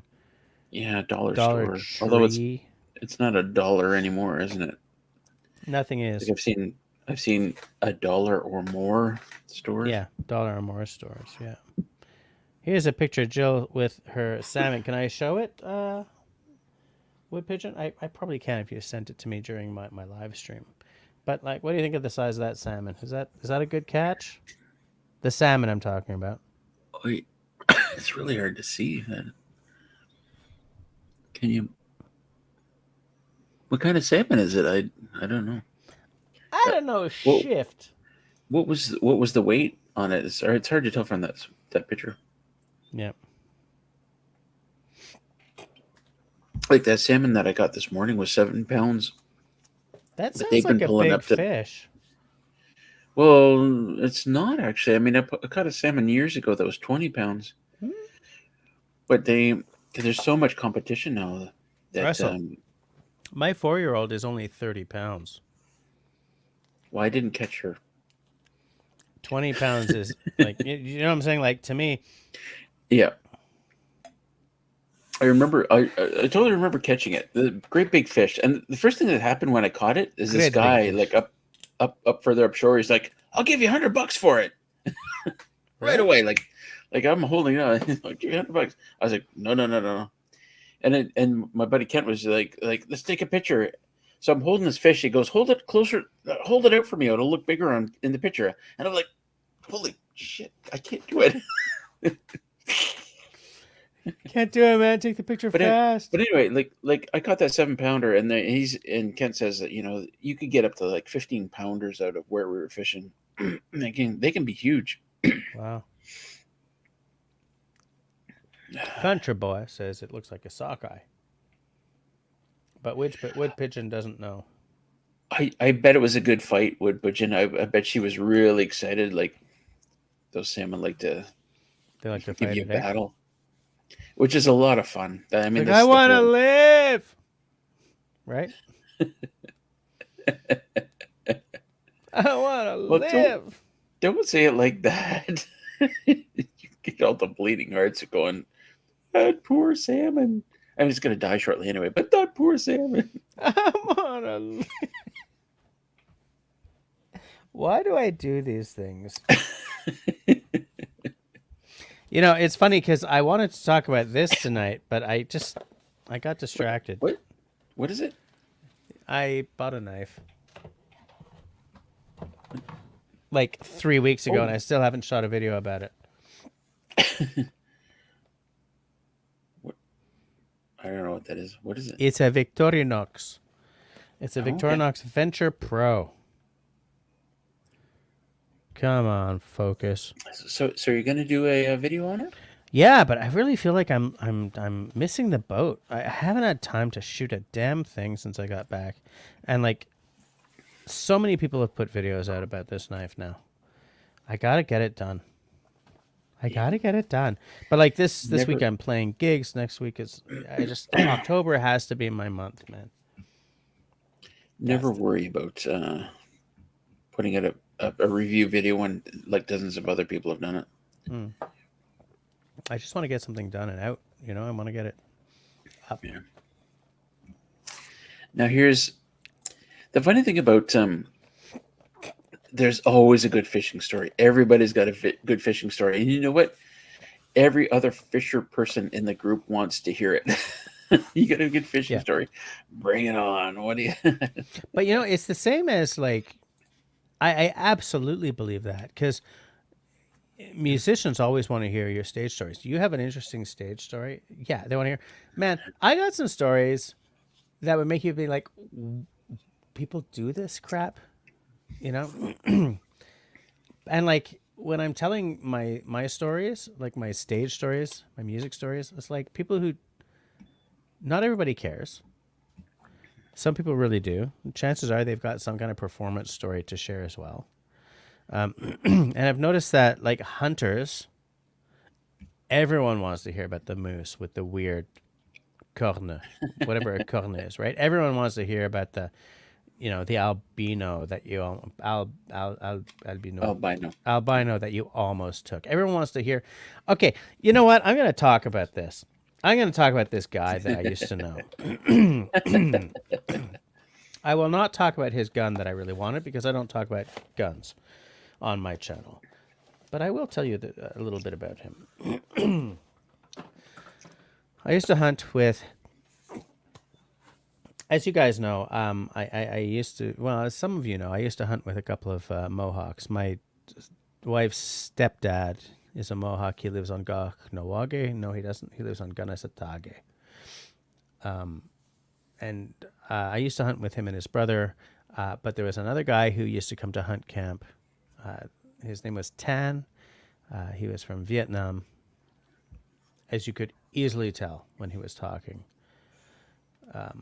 by his accent. Like, he wasn't, like, he was a recent immigrant from Vietnam. Nice guy, but the Vietnamese thing has nothing to do with it. I'm just explaining why his name was Tan, right? The one issue with Tan, and with another guy who we used to hunt with, whose name escapes me, but it's one of those. It's a French Canadian name. Alcoholic as hell. I don't mean like mildly alcoholic, like always having a drink. I mean wake up in the morning, sit up, light a smoke, crack a bud. Alcoholic. I like him already. Well, unfortunately, the drink killed him. He died the year before last. I still like him. I never got to know where that beautiful gun went. I would have liked it. Oh. But here's the thing, like,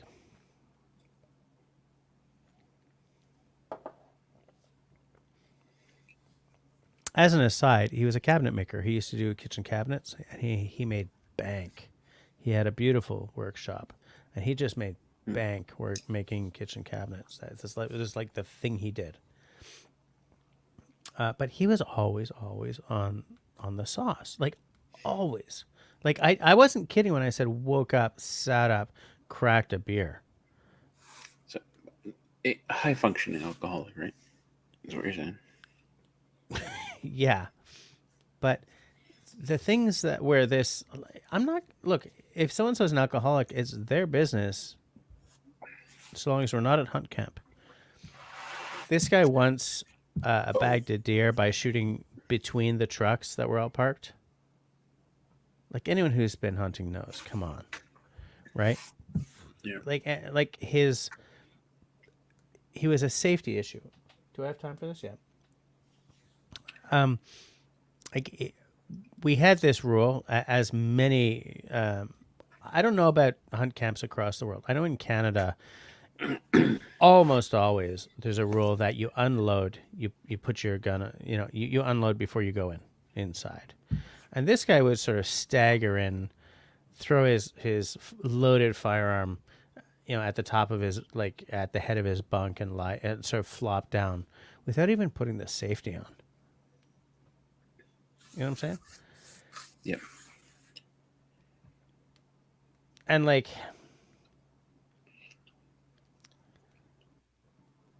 I enjoyed hunting. I was not very good at it. I've skinned and gutted a lot of animals, but my record on actually bagging them is dismal. But I liked being in the woods. I liked doing it. I liked bringing home meat that I had worked towards, rather than just buying something in a store kind of thing. Yeah. And this guy reduced my enjoyment because I was always afraid of something happening. And it turned out that the other guys who were hunting were always afraid of the same thing. To the point where my father-in-law had to say to him, like, listen, put the damn, he, like, when at one point when Tan passed out on the bed, my father-in-law emptied his rifle. And then when Tan woke up, he said, you're going to have to load again when you get out there, because you cannot do this. And it's not that he didn't mean to be dangerous. It's just he was so, like, sauced that he would sort of stagger in, throw his... Could you imagine if... Anyway, whatever. But he would just throw his loaded weapon, but, like, the safety wasn't on. Nothing. And we know better here, right? Because we have to take a course. I would not want that guy in my group. No, and I didn't either. And I'm not anti-firearm. That statement was very close to political and very close to gun talk. But anyways, it's just I'm thinking about this guy because of something that you said, Russell. And I thought I would tell you about him. And I'm partly thinking about him because my father-in-law was talking about him this weekend, because the way he died was horrible. It was awful. I mean, he earned it through hard work, shall we say. I mean, like, this guy was alcoholic like we don't. How do I say this? He was alcoholic the way even like an alcoholic would look at him and think, okay, I never did that. Can we segue into another thing? Yeah, please, because I feel like I'm trapped. I've lost the thread of exactly where I was going with this. There's an interest. I forget. There was probably something. Anyway, there's a lot of people. Hunting is an interesting thing, at least in Ontario, where it's this. Well, and 90 to 95% of hunters only do 1 week deer hunting, where you can hunt for 2 weeks, but they, Yeah. most guys I've are always done working, the full and season. most guys are working, and they can only take the week off, so they hunt the first week, and then the second week there's almost nobody in the bush. Yeah. But for a lot of guys, it's that 1 week that in a year that they get away from the job, the wife, the kids, the responsibilities, the Yeah. whatever, and they get That's to part hang of out with it. their buds for a week. So Yep. there's often a ton of drinking going on, but it's not necessarily like, that guy you were talking about who's, sauced all the time. It's hey, the guns are, unloaded, they're put away. Let's break out the drinks and get fucking loaded. Yep. And then, you know, and then the morning comes and is like if you're still drunk, we're putting you back to bed. But if you're not, if you're just hungover, but you can still get to your stand and maybe Yeah. pass out there or whatever, yeah, that's fine. We'll get you there. But it's interesting, like how many guys are like, they're away from all these responsibilities, and they just You know what's interesting about what you just said, Russell? You just reminded me of something. I just made a connection between two very different stories that I just realized are not that different. I just want to point out what David Evans just said. I know a go guy for who it. tried to take down a bull moose with an axe. Oh, all right. Chris is out. All right. See you, Chris. I would never try to take down a bull moose with an axe. I'm glad I didn't sip my beer before. Yeah. Which wood pigeon uses a bow. Yeah. I would like to try bow hunting. I think I would get a crossbow, but it's a different license here. So, Yeah, I got the bow. I just what you just reminded me of. Hold on a second. Can I paint a trigger? What you reminded me of was when I used to work at Montreal's worst Irish pub. There was this group of like 5 guys up from various points in the United States. One was from Boston, one was from New York, one was from like Chicago, and one was from, I don't know. But these are guys who had known each other like in university, right? You know the American university story.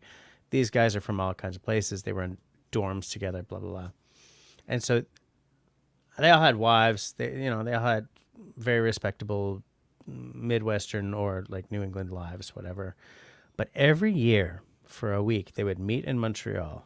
And what happened in Montreal stayed in Montreal. So these guys would come to the pub, get absolutely destroyed on Canadian beer. Like a lot of people would come up from the States, especially Boston. We always had like truckloads, busloads of kids come up from Boston because they could drink at 18 in Quebec and 21 or whatever it is at home. So there were companies that did this whole tour thing with 18-year-olds coming up, staying in the hotel across the street and coming to our pub. And used to like, I had like 6 beers last night, but the thing is they had 6 Canadian beers. And they would always have our 911 wings, even though we say no refunds and please be careful. And these poor kids would be like, come on, bring them on. Pounding back 6 Canadian beer, eating like an order of 911 wings, and then go back to their hotels and just like hold on to the towel rack for dear life while they just piss through the eye of a needle. But that's not where I was going with this. You just like I went back to that time in my life. Sorry. But like there's this like group of guys who would come up and like what happened in Montreal stayed in Montreal. And what happened in Montreal would make their wives absolutely leave them. Like absolutely. Not first of all. Like some of the things they had was like, okay, they drank a lot. Who cares? They were partying, right? They were having Cuban cigars because at home they could only get blah, blah, blah kind of thing. Fine. But like hoes, I guess you would say, like, prostitutes or like picking up girls, going to the dance clubs, just anything. And the parallel I'm finding is that these guys were on their break from their families and their lives, right? This is their week of like reliving what it was like to be a frat boy, right?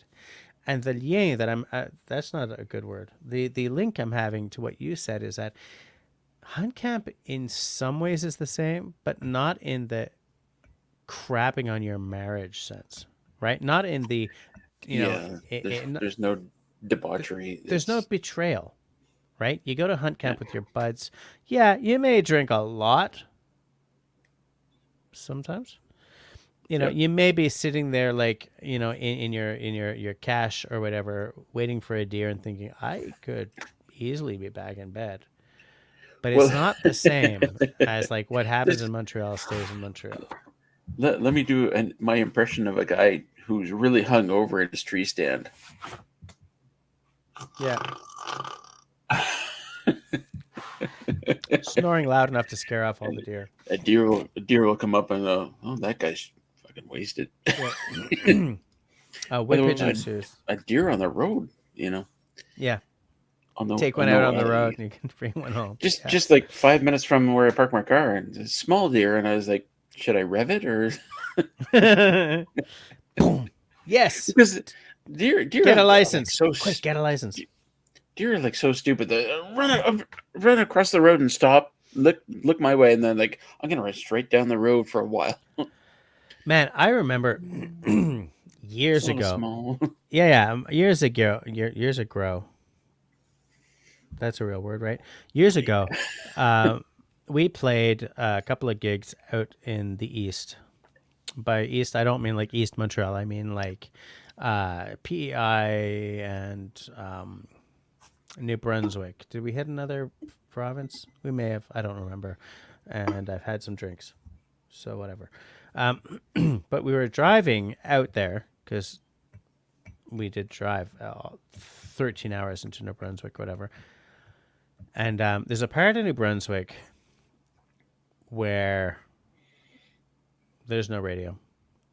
There's no cell service. There's nothing but woods as far as the eye can see. So we're booting down this part of the highway. It's maybe midnight, maybe 11 p.m., whatever. I'm like, you know, my wife is asleep in the backseat. My guitarist, we took my wife on this trip. So this was over 12 years ago because there were no children yet. This stupid trip happened over her birthday week. Like she had her birthday while we were out there. She came with us. This doesn't matter. She's asleep in the back. I'm asleep in the shotgun seat. My guitarist is driving, and I just felt the car go boom, because a deer had decided to run across right in front of the car, and the guitarist just sort of like David. I'll call him David. He just dodged it, but he thought he caught like the foot of the deer as it bounded the crap across the road. So he stopped. We got it. We're looking for this, you know, for an aching deer in the ditch and in the forest, and we're looking like, okay, there's nothing here. So I don't think we took it out. I don't think we damaged it because there's nothing. So he's like, back to the car. I'm like, back to the car. It's, you know, sayonara. It went into the woods. It's good. We're fine. So on our way back to the car, yeah, my wife is like, what happened? And we're like, nothing. We thought something happened, but nothing. So it was like, okay. So she went back to the car. We went back to the car. On the way to the car, I just glanced up, and it was a perfectly clear night. Like, perfectly clear night and moonless. So what that means is in Montreal or Toronto or whatever, pick an American city, New York. New York might not even have this, but like the Milky Way is like this light, this pale stripe across the sky. It's like maybe one or two shades lighter than the rest of the sky. Yep. I shift you not. I looked up and was knocked on my arse. Like I literally, boom, on the ground from what I saw. The Milky Way was this beautiful, roiling mass of clouds that's and like the stars and everything. And I was like, New Brunswick is the best thing I've ever seen. You know, because I've always like, I don't have the math to have gone into sciences, but I love sciences. I love astronomy. I love astrophysics. I spend all my time at night sort of, that's bombast. I do spend a lot of time staring at the sky at night kind of thing if I'm in any kind of dark sky situation. One of my best hunting memories has nothing to do with gutting an animal. It has to do with being in the Gaspé, having gone out for a piss, turning back and like walking across this field back to where I saw like the little glowing lights of our little cache, of our little camp, and above me, a shooting star went whoomp. But instead of like that weird little brush stroke we get in the big city, I could see it like roiling, like the, and then it just right above our camp, it just, and I was like, I will never forget this moment. And I mean, we're only talking about 10, 15 years ago, but I still see it perfectly clear. Perfectly. Getting out of the city is so important, man. Like, you can see things that we never see in the city. Never see. You get to see elk on occasion, right? Or elk tracks, or what? Could you imagine seeing an elk walking down Spadina? You know what I'm saying? I know what you're saying. Every day. Every day, yeah. I mean, there's always something. I mean, I look outside and I see an otter climbing up on a log floating out in the beaver pond. Like, best thing. when was the last time you saw one of those in the city? Oh, you know, at the aquarium, maybe if you live in a city with an aquarium. And otters, by the way, are spectacularly cute. You know? Oh, yeah. And they like to have fun. Mm-hmm. Like, you get beavers out here and they're working. Or muskrats are heading somewhere to do something. But otters, they're just swimming around. Where my mother-in-law lives, I'm just popping up what Kristen says. Speaking of full moons. Speaking of full moons, I think there's one tomorrow. Look out, everyone. I thought it was a full moon tonight because when I was driving here, the moon was coming over the horizon. I was like, man, that's huge. Yeah, I don't know. Yeah, I wanted to, never mind. Wood pigeon got screeched in Newfoundland. You gotta get screeched in when you're in Newfoundland. I still haven't been to Newfoundland. I play in a Celtic band. I haven't been to Newfoundland. Hello, embarrassing.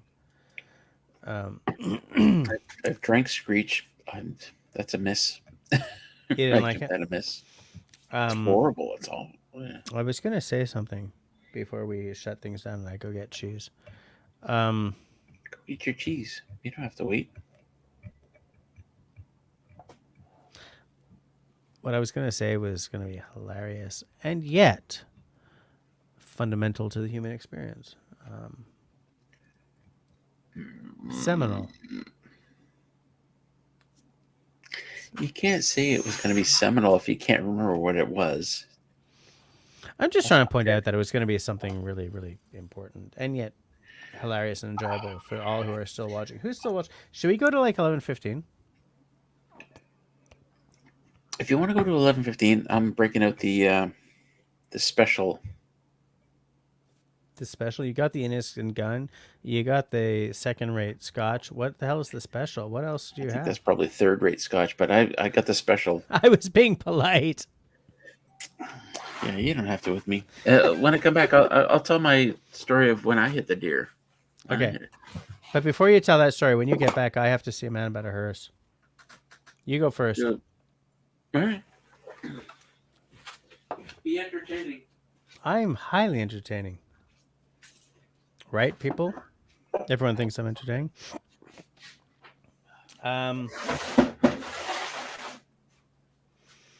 Wood pigeon went to Dildo Brewery in Newfoundland. Yeah, Dildo, Newfoundland is a city with a name that has brought them much attention. Shit. Oh, yeah. Oh, hold on. Everything suddenly moved. Okay, so Linda, that's what you were talking about when you said a blue moon paddle. Okay. What do you got there? What the hell do you have there? Oh, is that Porto? What's Porto in English? Port? That's a Taylor 20. Yeah. That's my favorite. Okay, as you're pouring it, I will see a man about a hearse. I'll be right back. I got this. We're going to talk about... I'm waiting until he leaves. Good night, Country Boy. Good night, Scott. Thanks for hanging out on Jess's live stream. Oh, that's it. Oh, I was going to say that's an energetic pour, and then I kept pouring. I don't know. That's pretty good. That's pretty good. But it's such good stuff. This 20-year-old Taylor Flagate. It's expensive. Well, it's not expensive by Jess's terms, but it's expensive by my terms. I was like $70+ for this plus tax, which is expensive by my terms. If you go for the 10-year-old, I used to go for the 10-year-old as kind of like the cheap alternative because it's like half the price. But then I can't, can't do it anymore. Thank David. Thank you. You like that? I know you like that.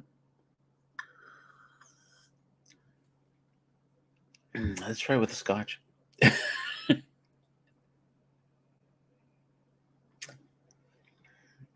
Yeah, that doesn't go together at all. Anyway, I'm gonna tell my deer story. I've told it before. David, you'll probably remember. I don't know. For everyone else watching, you might not have heard it or might not remember. Christy's probably heard it. Anyway, it was a dark night. No, the evening was fast approaching. I was leaving Ray's place, actually. I was heading home, driving on a back road. I had our old minivan, our old crappy minivan. Should I wait for Jess? Would Bridget, I'm cheap, I drink Fireball. That's good stuff too, but kind of like in small quantities. Invest. Port and Scotch pairing, right? That's not what pairing means. No, Scotch is not good, but the port is. I've had that bottle in there for ages.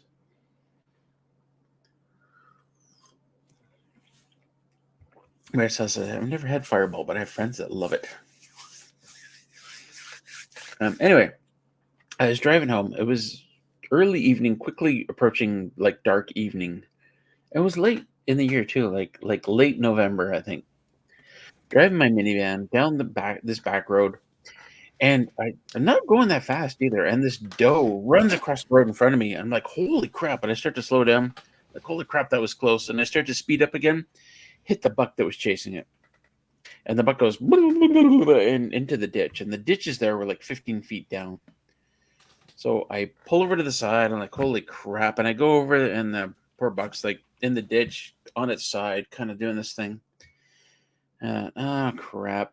So I called the police because I figured, well, somebody's got to come here and dispatch it. It obviously is not getting back up.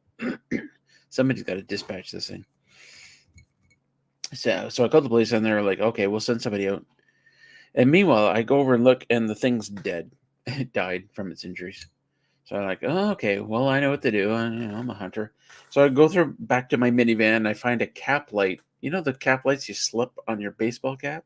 So I get one of those. Okay, I'm looking for a knife, and I have one of those. I have a knife, and it's the dullest knife in the world.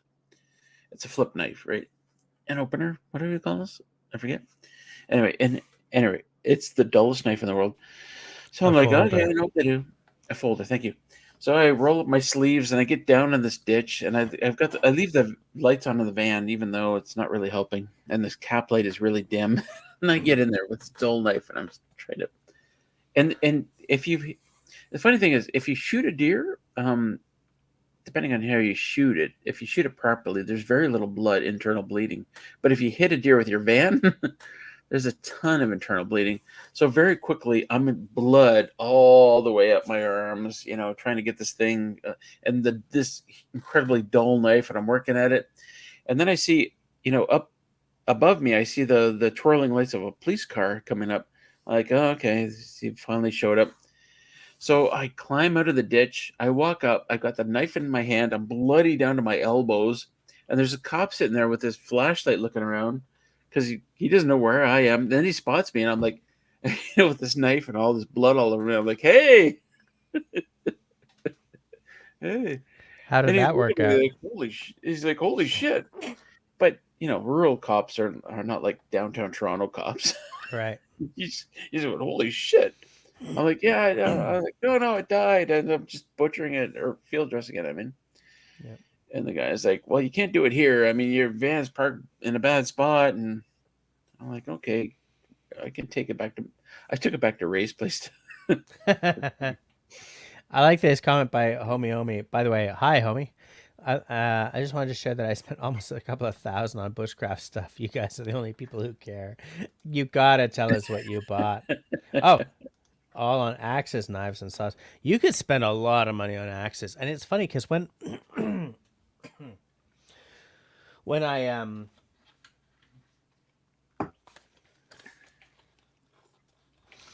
I sort of started out in bushcraft, but by the way, I want to know what Homie Omi bought, like exactly. But carry on yeah, with your story. tell us exactly what you got, homie. We're gonna analyze the shit out of that, but yeah, go ahead, Jess. It used to be that axes were a lot cheaper than knives, right? Like knife guys spent a shift ton of money, and axe guys kind of didn't. Like, they sort of did, but not that bad. But like with where the price of a Gransfors Brooks axe has gone, and like it's sort of pulled the prices of other axes up a little bit. Like, so even a Holtzbrook or a Holteforest, depending on if you're in Canada or the States, those are a lot more than they used to be. Wetterlings, well, okay, Wetterlings is gone. But like all the other Swedish guys have been pulled into more expensive territory because of the Gransfors thing. Council Tool, right? The American maker, way more expensive. Well, it's the whatever is their higher end line, expensive as shift. And if you go for so those are, but like they sort of expensive is like a $250 to $300 axe, dude. If you go to Northmen or Auden, you can easily spend like $700 on an axe. Wow, because I mean, what that does is it closes the gap between knives and axes price wise.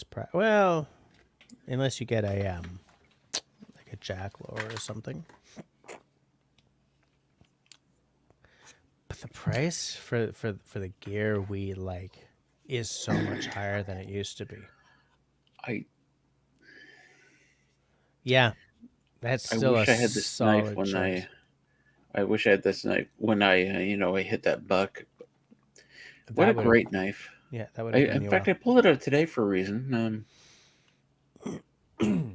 Oh, you know what?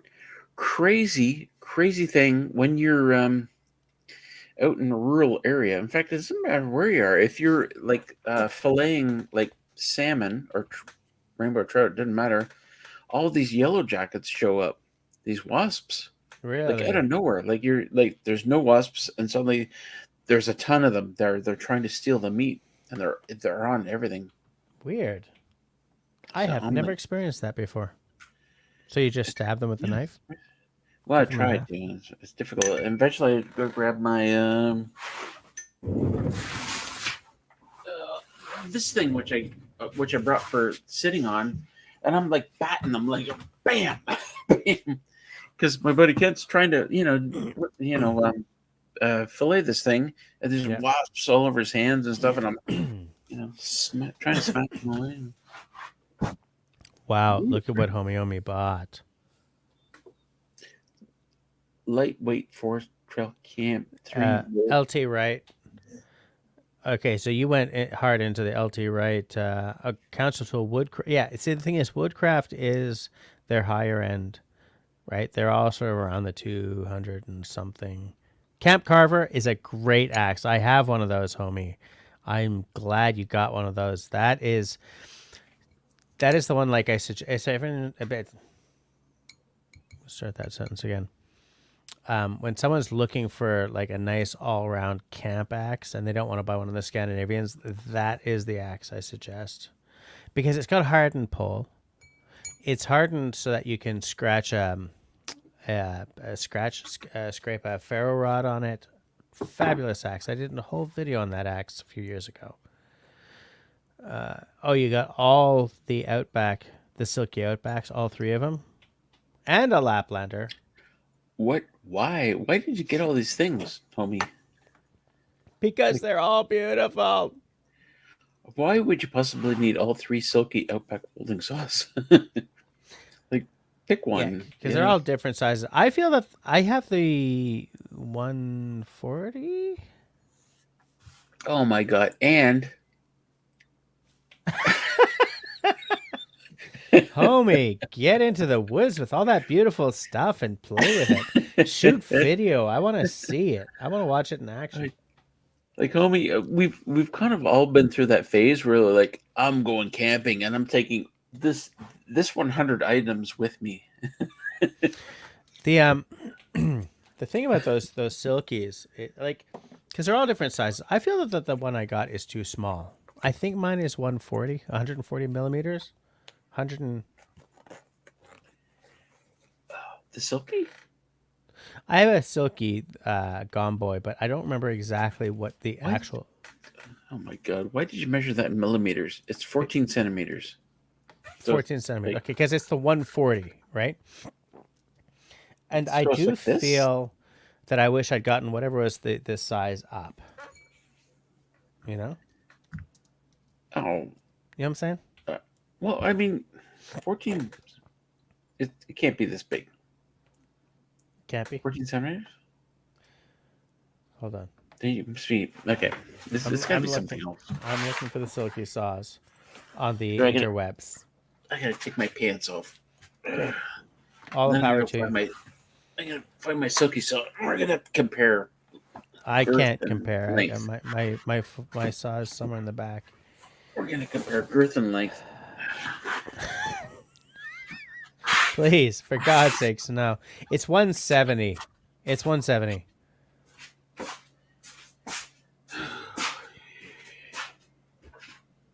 That doesn't even seem right. 170? I really like the Outback edition, though. I love the way they look. The 170 Outback edition. Is Russell okay?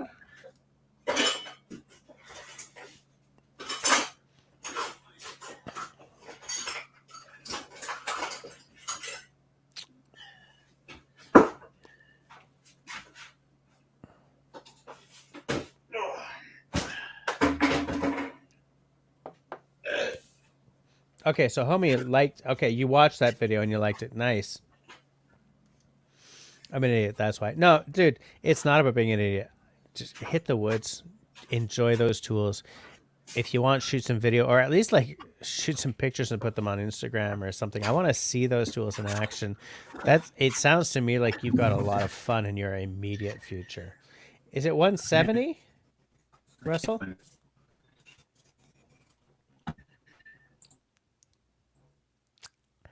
I think Russell has frozen. Russell is definitely frozen. Maybe that's the the sign we need to. Man, I like that Outback edition of the 170. The thing is, I kind of feel I would like a 240. Is it 240? Is the one up from 130 170?